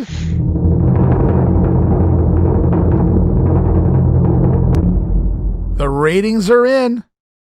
The February 5th edition of WCW Monday Nitro surprisingly wins in the Monday Night Ratings battle this week, doing a 2.9 rating and a 4.0 share to WWF's 2.7 rating and 3.7 share. So the ratings are still remaining close, but Nitro gets it again, and I'm actually shocked this week, given everything that was thrown out there on Monday Night Raw, the tag match and the world title match. I can't believe it, to be honest with you. Yeah, I'm surprised by that as well, because they had, they built the tag match the week prior, and then the Undertaker match, they hyped it last week, as well as, coming out of Royal Rumble. So the match made sense, and you'd like to think it's one that people want to see. Yeah, I'm kind of surprised by it. It's not like a huge loss, but no, if you're Vince, you have to be a little bit disappointed. Like, man, Vince just threw all of his top stars out here on one show. And this is six top guys on one show, and we still lost. What the hell do we do? Like, that's how I would feel. The real winner here, Steve, for you. Nitro clearly wins in the ratings. Who wins for you? This one was closer than what it has been, because there's really, to be honest with you, I didn't find anything wrong with either show. Well, that tag match on Nitro. The tag match on Nitro and then the main event on Raw kind of dragged. But I'm going to go with Raw. I just, like, that opening 15 minutes was good on both sides. But just seeing their 6 biggest stars in the ring, or 4 of their biggest stars, and then you had the turn with Yoko was cool. I still remember it because, you said, he was so quiet, and then you just see him, all that fire and passion that he had when I was a kid. I was like, man, Yoko was pissed. And it still resonates with me. I'd have to wonder how scared I would have been of Yoko as a heel. If he'd had that fire as a heel, I would have been, this guy can't even be beat. So him turning babyface and doing that, it was scary. It was almost like a lion roaring when the Owen and Davey Boy take off out of the ring when Yoko goes bonkers, goes wild. I mean, that's the way it was to be like, holy shit, let's get the hell away from this guy. He just looks like I want to call him, he looks like a star, but he's already a star. Oh yeah, absolutely. And I just felt like there's way too much going on during Nitro with the non-finishes and run-ins and angles, and it's just, your brain hurts just trying to process all of it after an end of a Nitro. Man, there's so much you have to process, and to be honest with you, you can watch these shows numerous times and you still don't see stuff, or you can't remember things because so much shit happens. Like, you're trying to process one thing, then the next thing, here comes another one. So makes your head hurt a little bit, and that's just Nitro. We move on to the weekend, the Super Brawl pay-per-view taking place February 11th, Super Brawl 6 here. Available now on patreon.com/WrestleCopia as part of our all-access tier, the $5 tier, featuring the entire watch-along series that includes all of the pay-per-views during the Monday Night War era. Super Brawl 6 up now. Go subscribe. Cancel at any time, but I don't think you will. As Super Brawl gets going, I put a note in here. DeMeltz notes that Pat Patterson and longtime friend Louis Dondero were at this show. I don't know if they were in the crowd, if they somehow made a way backstage. I can't imagine during this war. Seems odd that Patterson's here at this show. I'm sure he's doing a little research. Probably. We have a live main event, which also is part of our Patreon show. Not only did we do the pay-per-view, Steve, we also did the match of the watch-along for the matches on the WCW main event, the live main event prior to the pay-per-view, which saw the Roadies over Dick Slater and Bunkhouse Buck, Hugh Morris over Chris Kanyon, Big Bubba and VK Wall Street over Joey Maggs and Craig Pittman, managed by Teddy Long. Boy, Long's fallen down a long way since Doom and the Skyscrapers. And Hacksaw Jim Duggan goes to a double disqualification or a no contest. Take your pick as he takes on the debuting Loch Ness, who simply beats the living tar out of Jim Duggan. And we move on to the pay-per-view, the Nasty Boys. A little bit of revenge here. I want to call it revenge, but I think they beat the shit out of the Public Enemy at the Clash as well. But the Nasty Boys get a surprising win here over Public Enemy in a street fight in 7 minutes, 49 seconds. Can't believe they have the Enemy doing the job already. TV champion Johnny B. Bad with Kimberly in his corner over Diamond Dallas Page in 14 minutes, 59 seconds. Johnny B. Bad wins back what's left of Kimberly's bingo money, $6.6 million. Sure. Tag team champions Sting and Luger over Harlem Heat after the Roadies interfere in 11 minutes, 49 seconds. Remember, the Roadies promised to make sure that they would fight Luger and Sting one more time, so they aid them in beating the Harlem Heat here. United States champion Konnan defeats the one-man gang 7 minutes, 27 seconds, and what's DeMeltz calls possibly worst match of the year candidate. I'd have to agree at this point, and we're only in February.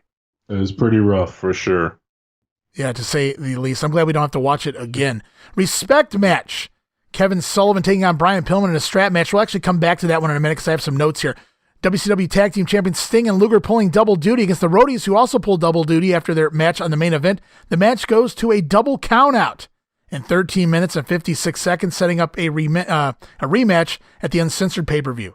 And it's time for the double main event. It's Ric Flair with Woman in his corner over WCW Heavyweight Champion Macho Man Randy Savage with Miss Elizabeth in his corner when Elizabeth turns on the Macho Man. And Flair picks up the win and regains the WCW title in 18 minutes and 52 seconds. I felt here in real time back in 1996, the Pillman angle, which happened prior to this match, took away from the Liz heel turn. Everybody was still buzzing, at least I was at my house, still buzzing about what transpired with Brian Pillman just a segment or two ago. And then in the main event, whoa, this was a rough one to get through, Steve, if you remember. It was steel cage match action with Hulk Hogan over the Giant, the Jolly Green Giant, as he takes a giant tumble off of the beanstalk as Hogan escapes the cage or gets the win. 15 minutes, 4 seconds. And that was Super Brawl. And I want to go back to that strap match between Sullivan and Brian Pillman. It was dubbed a respect match in which the loser had to state they respected their opponent. DeMeltz writes in an excerpt, it was either the most highly calculated and hard to logically explain ruse in the recent history of professional wrestling, or the end of Brian Pillman in WCW. During the week within the company, the majority viewpoint was that the incident between Pillman and Kevin Sullivan and the announcing by Eric Bischoff was not as planned. And now this is where I'm going to mention what happened. Just a minute or two into the match, Pillman gets into the ring. It looks like they're kind of shooting. As Pillman doesn't look to be cooperating with Sullivan, the referee looks confused. Out of nowhere, Pillman just takes the microphone and says, "I respect you, Booker man." Of course, the term Booker would never been mentioned on TV before. That's kayfabe terminology you're not supposed to be using here. And Pillman obviously work shooting, whatever you want to call it. But at the time, it seemed like a shoot to me, Steve. It was insane angle, and it led to Pillman storming off and everybody looking confused, and then Arn Anderson forced to come out in dress clothes to wrestle Kevin Sullivan to basically replace Brian Pillman. So again, they added to that reality. We have to have a match. Get Arn out here, but he's not dressed because he doesn't know he's going to wrestle. In WWF world, they would have screwed it up because they would have had Arn in gear. But Arn comes out. He goes to wrestle Kevin Sullivan. That match goes about 3 minutes, 45 seconds before Ric Flair comes out and puts a stop to everything. What did you think maybe back then or the first time you saw this? What was your take on it then? What's your take on it watching it again? Good job, or did you buy it? What was going on in your mind? I definitely didn't watch it live. I didn't get any WCW pay-per-views outside of a handful, probably the worst ones in WCW history for different reasons. Starrcade 94, Halloween Havoc 98, and Starrcade 97. So, and I got World War III 98, I think. So, for some reason, I went back to the Whale after watching Halloween Havoc 98. That's remarkable. Anyway, no, when I first saw it, I was like, oh, wow, that's crazy. I was not expecting to hear that because I didn't read the Observer. I didn't really look into much history of the business back when I was a teenager, whatever, when I first had internet. The internet for wrestling news and stuff wasn't my big thing. My friend gave me a lot of information and stuff like that. We used to talk at like lunch and stuff. So I didn't know about this until I rented the tape. Probably, I doubt it was that year. It could have been. I don't remember when I first seen it, to be honest with you. But I never really processed it as like, oh my God, this is this huge thing, because I just didn't know any different. It was nothing like, it didn't mean anything to me. Now that I'm older and I know what's going on and the importance of it, it's crazy to think about that they was able to work these people and work everybody and do it all the time to where it was so bad, like they didn't even realize it was a work or not. So people are kind of on the fence with this Pillman stuff. They think it's genius. Some probably led to his demise. I don't know. I don't know where Pillman starts and, whatever he ends. I don't know where the loose cannon starts and Pillman begins, or whatever the case may be. Right. So that, to me, this was just another one of those things. Like, it's just part of history, and it's pretty crazy. It really is. DeMeltz goes on. He says Pillman, who had in the last month become almost legendary for either erratic behavior or being in his wrestling character 24 hours a day or both, had frequently arrived late to all of the shows. On the Nitro prior to the Clash in Las Vegas, Pillman disappeared, and several in WCW were apparently scared he was going to show up as a surprise on the live WWF Raw show in Stockton, California, not too far away. The next Nitro saw Pillman in a tag match with Anderson taking on Sullivan and Hugh Morris. We just covered that. Have a stinker of a match due to what at least appeared to be a total lack of communication, and had a few seconds of what appeared to be shooting between Sullivan and Pillman. Many in the company felt Pillman, who stormed out of Lakeland at Nitro after a backstage argument with Sullivan, was through with the company. However, he showed up late again the next day for the Universal Studios taping. The next day, while Bischoff was having a meeting with the wrestlers, Pillman mouthed off, and the two had words with Bischoff saying that Pillman was very lucky he was still employed, and strongly hinted, as he had on television, that probably wouldn't be for very long. The rest of the week at the Disney tapings, Pillman was kept apart from all of the other wrestlers, supposedly because there was so much heat between himself and Booker Kevin Sullivan, and dressed in a different trailer altogether. At this point, there was genuine panic backstage. Jimmy Hart came out and said, "What happened?" and pulled in Arn Anderson, dressed in shorts and tennis shoes, to come into the ring at Super Brawl and replace Pillman and do a representation of a match, complete with almost as strange a finish as the previous match. As, of course, I mentioned Ric Flair comes in and stops the match. Backstage, Pillman and Bischoff got into an argument in front of everyone with swear words, and Pillman sarcastically telling Bischoff something to the effect of, "Sorry about your 12-minute strap match," then left the building with Chris Benoit. Sullivan came back after the match with Anderson looking for Pillman, who had already left. Pillman then flew home before the Nitro the next night in Tampa, and while there was no official word of him being fired, Bischoff did vaguely bring up what happened at the onset of Nitro, that's the upcoming Nitro, and made a remark about Pillman being history, and there only being 3 Horsemen.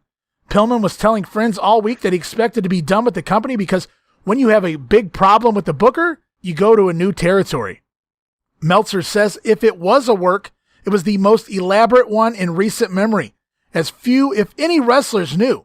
The referee in the ring had no idea. Notice Jimmy Jett, the referee, at least seeming to have no clue as to anything Pillman was doing during the entire minute he was in the ring. The announcers didn't know. And the production people in the back all flipped out and legitimately went into a panic when a planned 12-minute strap match ended in 59 seconds. Several things were implemented later in the show, such as Lex Luger taking forever to get into the ring, so that explains that, during the tag match with the Road Warriors, along with the Anderson scenario, to kill time because the show would be running short. Perhaps the work will be so elaborate that Pillman will be fired as an angle. Well, that's foreshadowing. Either that or he'll simply be fired. Clearly, if after all this he isn't fired, it has to be a work because this is too many different things in a 2-week period. But if it is a work, they'd have to fire him anyway to continue the work. So we're in new territory here, uncharted territory, and this Brian Pillman character is something else. To say the least. It's excellent. To be honest with you, it's next level thinking, and Brian Pillman is a true genius. Because if he worked himself into this, I mean... They say there's a fine line between genius and insanity. Brian Pillman's really on that line. Yeah, absolutely. I mean, that's the best. It's hard to explain. It's hard to explain Brian Pillman. Like, unless you lived it, you don't really... I don't know, man. It's weird. It's like, I think at first Bischoff was on board, and he was cool with it. Yeah, let's just work. And I know this is a problem that WCW had going forward when, the guys come in, is working the boys. And that's something you never did. You never wanted to work the boys because that's how you get all the heat. And it seems like Pillman just threw all regard out the window and said, I don't give a shit. I'll work all of you. And looking for that big payday, I would think. I mean, if it's going to get over bigger than anything ever, which had it continued, had he stayed healthy and mentally and physically, I can't imagine where this would have went. Yeah, I can't either. And if he didn't pull the coup on Bischoff and actually get himself released from his contract to be able to do what he wants, right? That's big time. I don't know if he's just trying to make up for his lack of ability in the ring. I don't know, because he hasn't been very good in the ring. I mean, we're watching him on the Grenade, and he's awesome. Like, in the ring, in-ring talent, he's tremendous. Right. He can go. Now he's just bigger, and he doesn't really stick out. So I'm wondering if he's like, you know what I used to do to get myself over isn't working anymore. I got to come up with something, and this is what he did. He sure came up with something, that's for sure. Holy shit. It'll never be done again. I don't care how many people try. It's never going to be believed. One more piece of news here in WCW world. Vince McMahon came out with guns a-blazing on all fronts in his no-holds-barred war with his opposition, which he claims is not WCW, but rather Ted Turner, the entire Turner Empire. Among Vince McMahon's maneuvers over the past 7 days were filing a complaint with the Federal Trade Commission claiming that Turner has been engaged in a systematic plan to destroy the WWF so it can achieve a monopoly over the wrestling industry. Jeez, Vince. Kettle Black? Come on. Taking out quarter-page ads on both Wednesday and Thursday in the New York Times financial sections. We kind of touched on that at the end of Raw. Having attorney Jerry McDevitt send a letter to Eric Bischoff demanding an apology for Bischoff's televised insinuations and other similar insinuations on the WCW hotline that Titan Sports may have been responsible for the power failure in Lakeland on the Nitro show last week. And also Vince writing a letter to Ted Turner complaining about WCW reinstituting blading and promising bloodbaths on the Super Brawl pay-per-view show. On the surface, it appears that McMahon's actions are coming off as desperation. I'll say. He has admitted, or at least said several times this past week, that he considers his company as fighting for its life right now, and that it isn't so much what he's worried about in the short term, but what's going to happen 6 months from now. McMahon claims the problem isn't the wrestling promotional war, but that Turner Empire is using its power and money to destroy the WWF. McMahon filed a complaint on February 8th with the pre-merger notification office, FTC's Bureau of Competition. The exact details of the complaint were not available as of press time, says DeMeltz. Says that Vince McMahon was vociferous in getting the word out about his complaints. At least initially, his actions have paid off in small results. Bischoff was forced, and we'll see that in a moment, by TBS lawyers to apologize on air during Nitro on February 12th for insinuating that WWF caused the power failure, claiming his remark wasn't meant seriously. And some people take things too seriously, trying to say they're just out there trying to have a little fun. Finally, Bischoff has also been put under a gag order against making any more comments either on television or in the media to respond to anything Vince McMahon has said until after the Time Warner merger goes through. Word is that Eric Bischoff is very frustrated by both turns of events as he had planned for a full-barrel verbal attack on WWF programming beginning on the February 12th Monday Nitro show. Your thoughts, Steve? It's funny. It's just like two rich adults crying over spilled milk. Like, I get it. I mean, we're not the ones with risking losing the money or the business or anything like that. So it may be funny to us, but I'm sure living in the moment, this was not funny to them at all. Vince's livelihood's at stake. Business has been in the tank for probably 2 years to this point. You can probably even go back to 92. So like 4 or 5 years. Yeah, I mean, it's been a slow decline at least since 1991. Yeah. So the decline's just continued here. Yeah. Yeah, it's just gotten way worse. Probably 94, 95 area. Oh, yeah. The decline to the toilet. So he's hemorrhaging money. He can't afford it. They've been riding the Northeast and those areas most weeks. It's kind of weird to see him out in California because I know like during 94 they did stay up in the Northeast, run the. Well, it was the day after the Rumble. It was the day after the Rumble. I think that they did that because they just happened to be there. Yeah, so Poughkeepsie and Buffalo and those places, just riding New York, Pennsylvania, and things like that. So yeah. I get it from Vince's standpoint. Like, he doesn't have Turner money. Like, he has wrestling money, but he doesn't have Turner money. Right. He doesn't have a CNN siphoning or just making money for him. He doesn't have all these entities. The Braves or everything. The Braves, like he has nothing making him money outside of his wrestling business. So I get it. I get where he's coming from.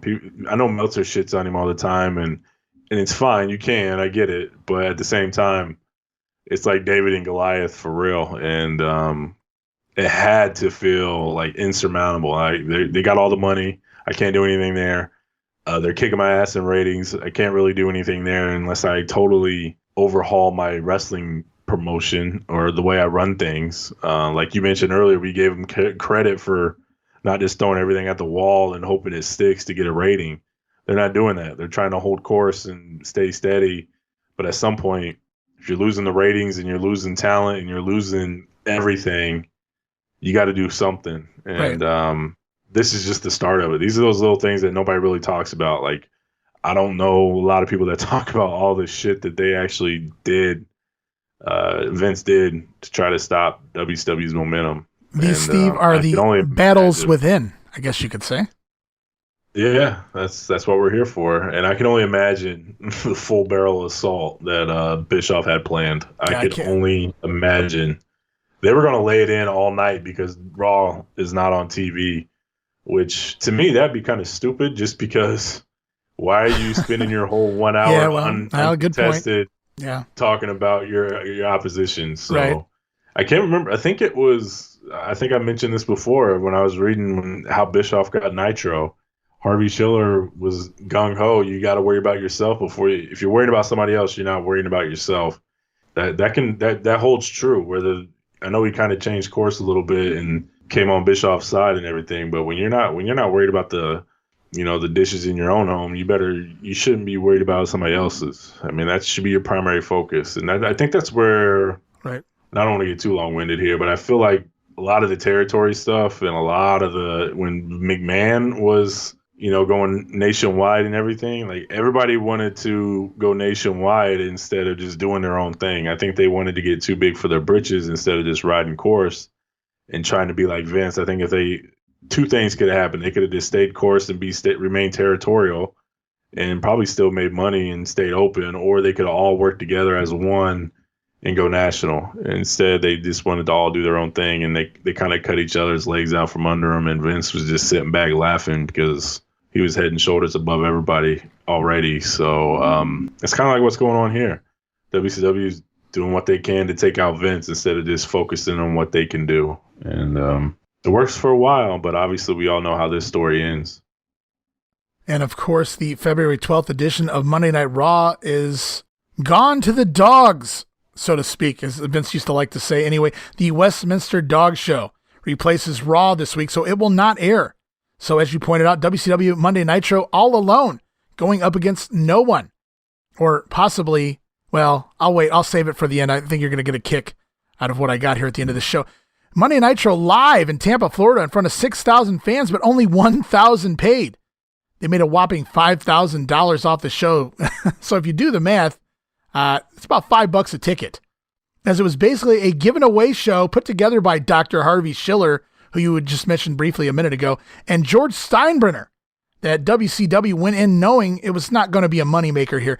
Tickets were given away at the local fair and at the sold-out St. Petersburg show the day before, and still nowhere near full here. Even with 6,000 fans giving away tickets, 5,000 tickets given away, or at least 5,000 people showed up. They gave away more tickets than this. They couldn't even give them away, so to speak here. And it's Florida, man. I've wrote this before. You're just not going to get the same amount of people at a Florida show that you are in some of the other cities with the shittier weather. This sure ain't Eddie Graham's CWF. I mean, we're not booking these hot angles where we're going to, stack the crowd in week after week after week. And WCW seems to go to Florida quite often at this point with Nitro. Yeah, I wonder, it's kind of weird they're working with Steinbrenner when Ted owns the Braves and obviously he owns the Yankees, and billionaires hang out, the Atlanta Braves. We all know how the Braves sucked, and probably I think they started the dynasty with against the Yankees. They got beat in '96, so definitely awkward. But I'm sure it's like a spring training type deal, and they probably work together. I know Heenan and George are pretty good friends, and right. They mentioned it on the show how good of friends they are, so it makes sense. George always enjoyed wrestling. Yeah, we've seen Steinbrenner in the crowd actually during this episode of Nitro as well. It reminded me a lot of Saturday Night Main Event from Tampa when the Red Rooster and Tito Santana wrestle. What do you do with a guy like this? And fire him. Fire him, that's right. So I think George is sitting in the same exact spot, to be honest with you. It's definitely possible. Maybe that's his favorite position to watch wrestling. George is awesome. Show opens up with Pepe decked out in sunglasses, headphones, and a bandana. Not really sure what the gimmick is here this week. As we go to the ring, it's Macho Man kicking off the show again this week, but he's missing the title belt as he's lost it to Ric Flair the night before at Super Brawl. He's also minus Woman and Miss Elizabeth, as both have turned heel on him in the matter of the last 7 days. This week, Macho Man taking on Hugh Morris, or as we see images of the Savage and Flair match from Super Brawl, where Flair regains the title for the 13th time. Macho Man out to no fanfare. I don't mean the crowd wasn't behind him. I mean, he wasn't playing into the character. He was still pissed off from the night before. Comes out in a t-shirt instead of his normal pomp and circumstance with the hat and the jacket. It was just straight up t-shirt here from the Macho Man as he slides in the ring. Hugh Morris attacks, but it's back and forth, in and out of the ring. Mongo talks about Macho working the crowd for the first time late in the match. Macho never really actually acknowledges the crowd until late in the match, and when he does, Mongo points out that he's just now working the crowd. I pointed out, it's dangerous to teach guys like Mongo this lingo, this wrestling lingo here, as you never know when they're going to use it. Hugh Morris misses no laughing matter moonsault, and Macho Man drops not one, but 2 flying elbows to pick up the win in 4 minutes and 49 seconds. Tries for a third elbow. Post-match, Hugh Morris wisely rolls out of the ring.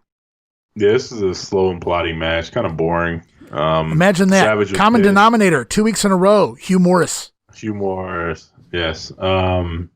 Savage was pissed. I like what Savage did. Obviously, you don't want to come out and be all happy-go-lucky after you lost your woman twice in a week and you lost your belt. So there's nothing to be happy about in this situation. So him coming out with just his t-shirt on and going right at Hugh Morris made sense. He always reliable. I'm going to drop multiple elbows when I'm pissed, and that's what he did. So solid performance by Macho Man. The match just wasn't very good. And we get a quick promo with Savage post-match. He doesn't really want Hugh Morris. He wants Ric Flair. And we learn next week a return match for the Nature Boy for the world title. You see what I mean about throwing shit away? A little over a week after the pay-per-view, and Savage gets his return match for the title against the Nature Boy next week on Monday Nitro. Macho Man takes a moment to even greet a handicapped child on the way back to the dressing room. So Macho Man doing what he always does, being really cool with the kids. He was selling the character. He gets to the back end of the guardrail and he stops over and says hello to it was a kid in a wheelchair before he took off to the back. Yeah. So good guy, the Macho Man, obviously. And we're selling the rematch with Ric Flair. And now Elizabeth's going to be in the corner. Going to be the first time we ever see Savage across the ring from Miss Elizabeth. Yeah, it's going to be different. Yeah, real cool to see Macho give it up to that kid. I know I can't remember. I don't remember who said it, but I know before he died, that's what he did that a lot. He would just go to the hospital and talk to kids who are sick and and things like that. He may have been out of the limelight, so to speak, but he was in the community down in Sarasota and doing his thing. So yeah, and anytime WWF wanted to toot their own horn on their charitable events, Macho Man was always involved with all of them. Yeah, and there's actually one on the Hidden Gems for Christmas where he's giving a speech to the kids, and it's sponsored by George Steinbrenner, of course. So I'm there to hear is George, he enjoys wrestling. So, but yeah, Macho, one positive thing you can say about him is definitely he took time for the kids, and that's what it's all about. It's promo time as Gene Okerlund in the aisle interviews Steve Grissom of WCW Motorsports. Of course, he's the driver of the WCW car. I have no idea why they used to do this, and it was so irritating. Just ate up time for absolutely. I know WCW sponsored the car, but you don't see other drivers getting promo time in other venues. Like there's all these cars out there, the Budweiser car, the SDP car, all these cars. These guys aren't out like cutting promos on the Budweiser commercials. You know what I mean? I never understood this. And to get the point across, the crowd absolutely did not give a shit about this segment. Spoiler, man. That's my segment of the night. You need to be nice. Oh, all right. Well, my segment of the night's coming up next. It's Loch Ness taking on Scotty Riggs. Could you imagine Scotty Riggs giving Loch Ness the clap? Oh, dear God. Last week, it was Bagwell and Ric Flair. This week, Riggs gets Loch Ness. You tell me who drew the short straw there. Mongo says if Ugly could kill, Loch Ness could be world champion. Oh, there may be some truth to that. Loch Ness doesn't sell a middle rope dropkick from Scotty Riggs, so Riggs to the top rope for a cross body block, which the Loch Ness Monster was supposed to catch him and drop him, but instead he just drops him. And then Loch Ness falls on top because, oh my God, he's just absolutely fucking terrible. This may be the end of this might have been when Hogan said, I'm not working that dude, brother. Because Loch Ness then drops two big elbows, just like the Macho Man drops two elbows and gets the win on poor Scotty Riggs in 1 minute and 20 seconds. He was the plan for Hulk Hogan next. And then Hulk saw this and yeah, I'd say no thanks. Yeah, this had to be it. I mean, he looked okay against Duggan on main event before Super Brawl. He looked okay. I'm not saying he looked good. He looked fine, but man, he completely dropped Riggs coming off the top rope on that crossbody. Like, just dumped him. Yeah, and not that Hogan's coming off the top rope on him, but you don't want that guy. You don't want to trust your livelihood in this guy's hands with these botches. He can't catch a 200-pound guy, 220, whatever Riggs was, coming off the top rope. I mean, it was terrible. And to let that guy, you're going to trust that guy to land on top of you? No thanks. Nah, there's no way. Like, even if Hogan got picked up for a body slam, like, how do you know he can walk around with him or something like that? Right. Even though Hogan can help him in that situation, I wouldn't trust it. And Hogan was smart in saying, hell no. Giant, you go kill him. Promo time. Gene Okerlund with Miss Elizabeth, woman and a stretcher.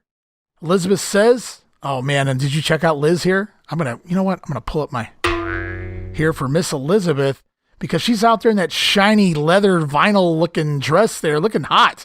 Miss Elizabeth changing her character a little bit here. She says the Macho Man promised Ric Flair would leave on a gurney, a stretcher, last night.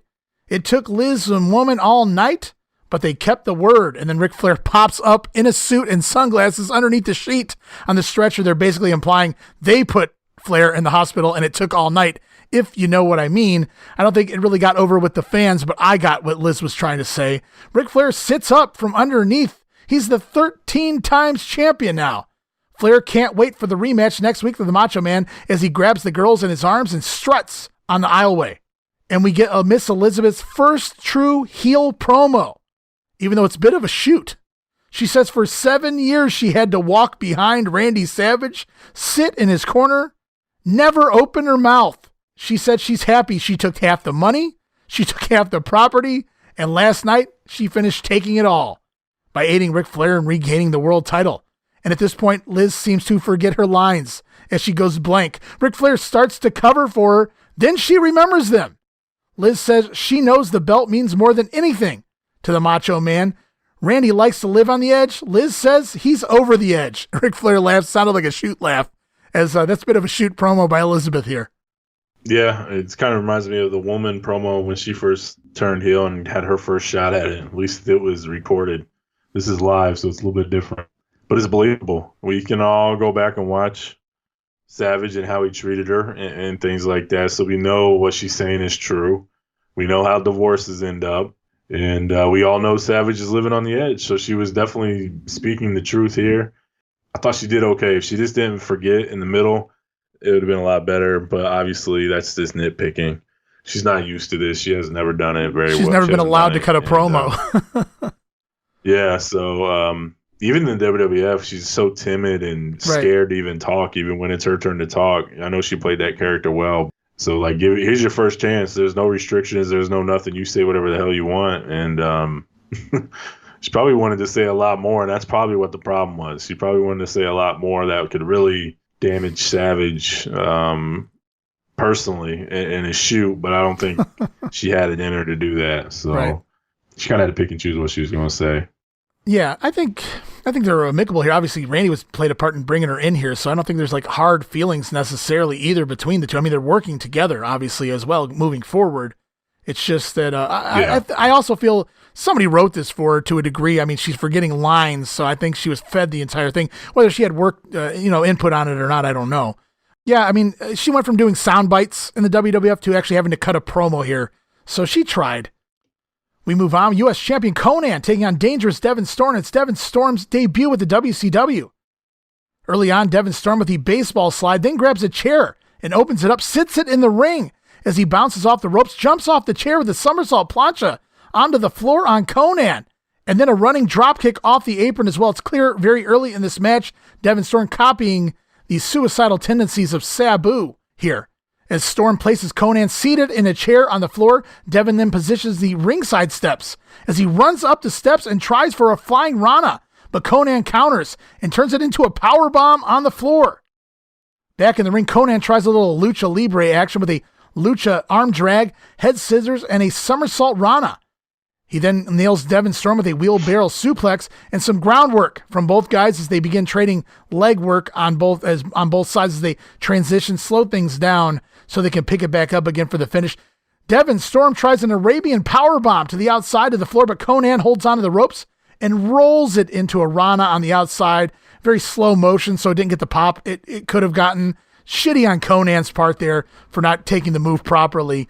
Eric Bischoff, then, this is where he apologizes for implying that the WWF shut off the power last week. Says the WWF takes things too seriously. Eric Bischoff was just trying to have a little fun.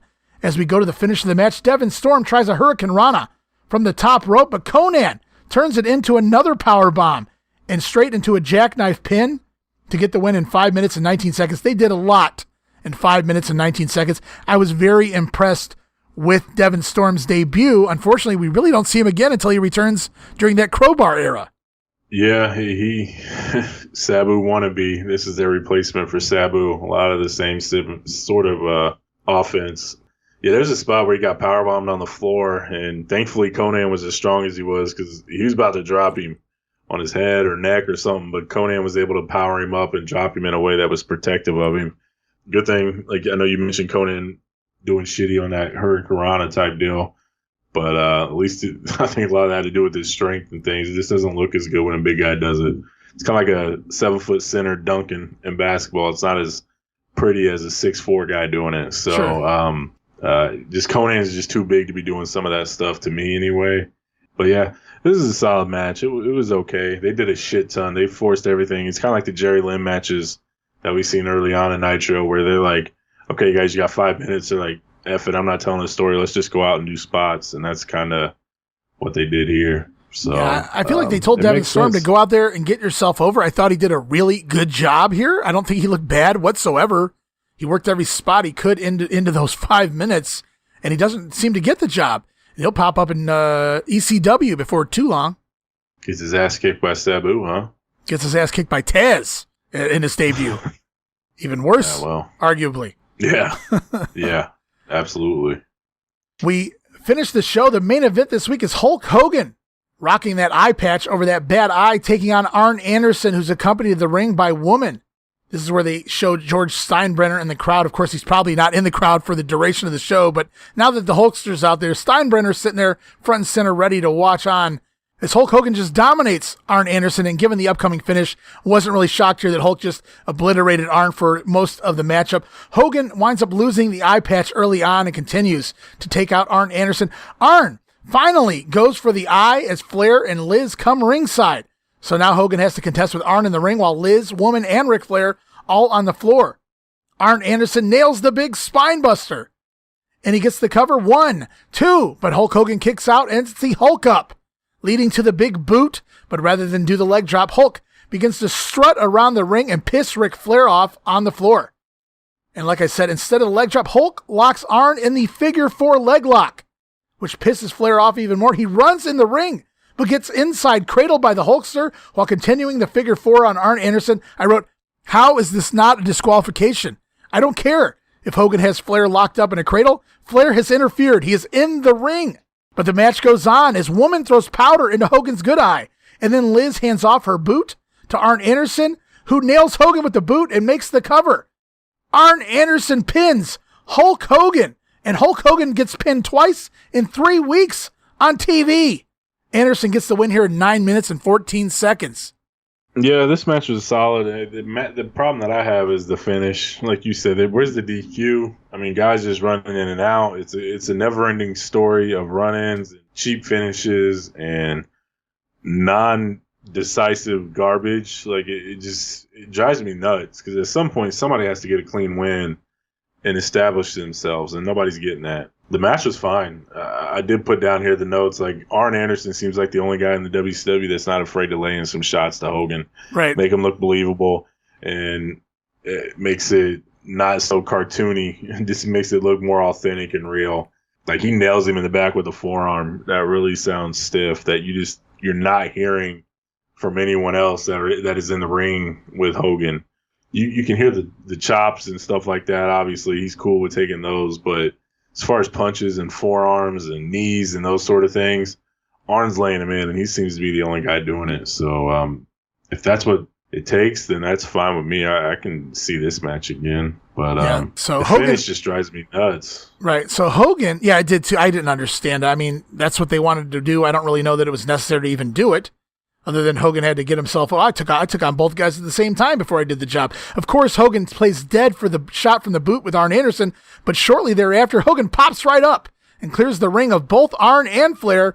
Macho Man out then to even the odds, and even nails Ric Flair with a chair shot. Mongo with another line of the night this week. He says, "It's one thing to screw over the Macho Man, but Elizabeth screwing over Hulk Hogan? That's no good." So apparently you're at different level tier. Like, you can be a dick to one guy, but Hulk Hogan, no, you can't do that. Hulk Hogan's more important than the Macho Man. At least that's what Mongo was implying here this week, as Ric Flair and Arn Anderson storm the announce area. Running off Mongo and Eric Bischoff, it's Arn, Flair, Liz, and Woman up in the announce area with Bobby Heenan. Flair says they kicked Hogan's ass again this week. Said the word ass right there on TNT. Elizabeth really enjoying herself being a bad guy, it seems. She's never really been in this position to where she can be the bad guy. Even when she was with Macho Man, when he was a heel, she still had to play that quiet, humble young lady hiding behind the Macho Man. Here she's got this, I felt like it was a legitimate shoot smile on her face. She's really enjoying Ric Flair's silly heel promo here as he's going irate, losing his mind again at the announce desk. Of course, the heels get run off by Hogan and Savage, as they then invade the announce desk instead of cutting the promo in the ring. I was really impressed at how fast Gene Okerlund got from the ring to the announce desk to interview Hogan.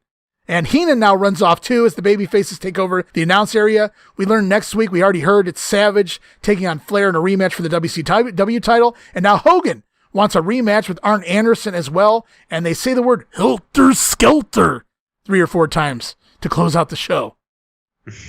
Yeah, craziness, just crazy.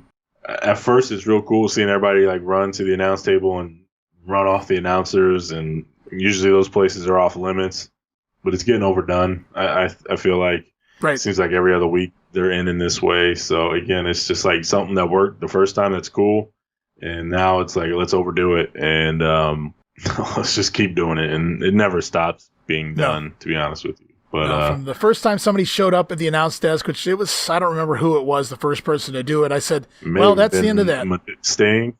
Sting. I think it was Sting. I think it was Sting, and then Medusa. Then Konnan. Then everybody could just do it after Konnan did it.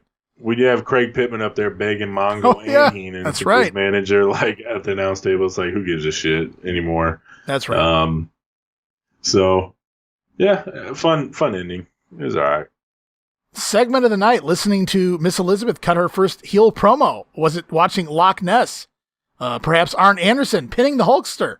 Or a pissed off Macho Man early on the show with Hugh Morris? Of course, you said your segment of the night was really Steve Grissom, but I don't know. Are you sticking with that? Might as well. It's the least offensive thing. No, I'm just joking. No, I'm going to go with pissed off Macho Man. I love it when he snaps because there's a little bit of truth. Step into a Slim Jim. Aha. Yeah, so, and I feel like the card was just kind of with lots of cluster finishes. And then my main takeaway from all this is, Vince Russo gets a bad rap, and rightfully so, for, the hot shot booking. That makes no sense, and just throwing everything out there. That's exactly what Eric Bischoff is doing. He's doing it before it's cool. It's brutal. It's the same 4 guys, week after week, doing the same stupid shit, just a different town, and it's old. It's already old, man.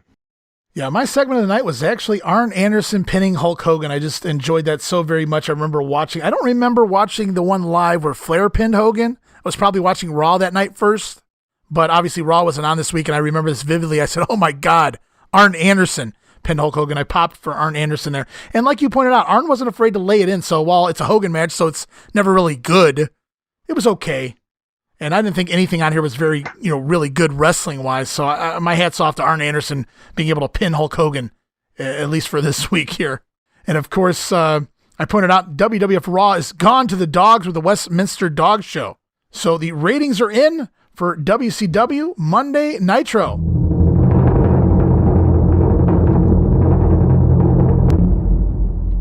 The February 12th edition of Nitro, with no competition from Raw and with its current product, as in both products, and the interest has been way up lately with Raw and Nitro. The show sets a record, no shocker there, doing a 3.7 rating and a 5.3 share. 5% of the people watching TV that night were watching WCW Nitro. Crazy. With the replay even doing a 1.3 rating and a 3.8 share. So 4% of America watching the replay of Nitro that night. Meanwhile, the funny thing about all of this, Steve, even though there was no Monday Night Raw, are you ready for this? Even though Nitro set its all-time record on February 12th with no Raw opposition, TNT actually lost the time slot to the USA Network, which did a phenomenal 3.9 for the Westminster Dog Show. That number ties the best number Raw did in its heyday. So DeMelt's quick to point out that the Westminster Dog Show beats out Nitro and basically Raw as well. So you asked on the last episode of The Grenade, why wouldn't they, air Raw at a different time or work around this or whatever with the Westminster Dog Show? Clearly, it had its interest, its fan base. Yeah, I don't get it. It's funny, but clearly, it's hilarious. So Nitro wins Nitro wins in the ratings, but it still loses to the USA Network at the same time. Yeah, my big takeaway from this is, if they're pulling 3.7 when they're unopposed, how much better off would both companies be if WCW chose a different night? Good question, but I ponder if they would have ever started drawing this rating had they not ran up against Raw, because I feel like a lot of them getting where they are right now is because people are already setting their TV to wrestling. They're trained to know wrestling's on Monday nights, and now they have an opposition to tune to.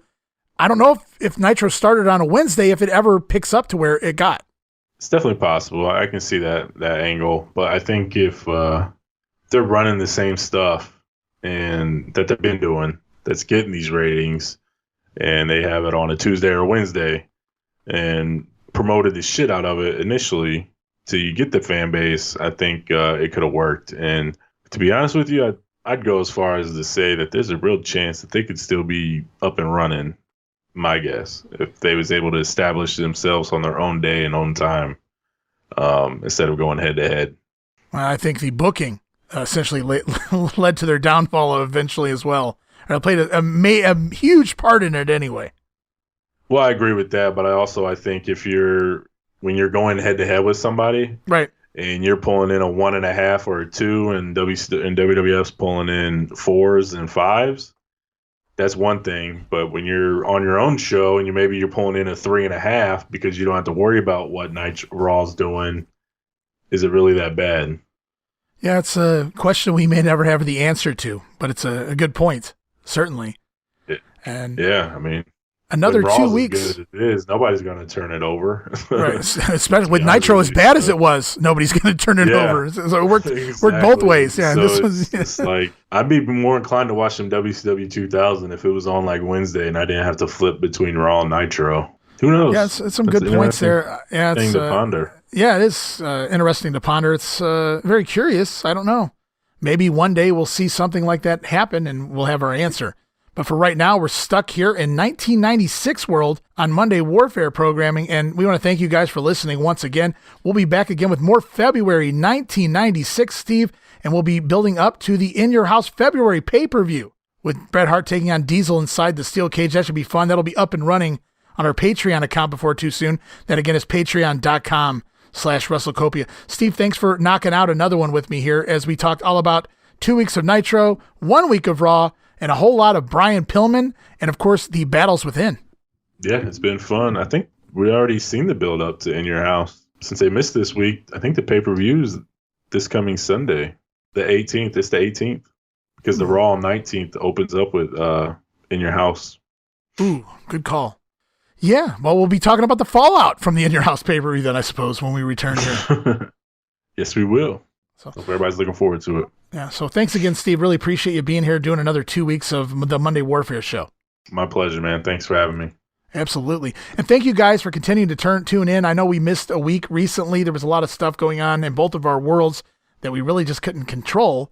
But we're here. We're continuing to knock out the program. We hope you enjoy it. We hope you continue to enjoy. I'm your host, Ray Russell. Steve Eckstedt, always a joy to have by my side and discuss all about the Monday Night War era. Steve, I'll talk to you soon again in the next edition of Monday Warfare, The Battles Within.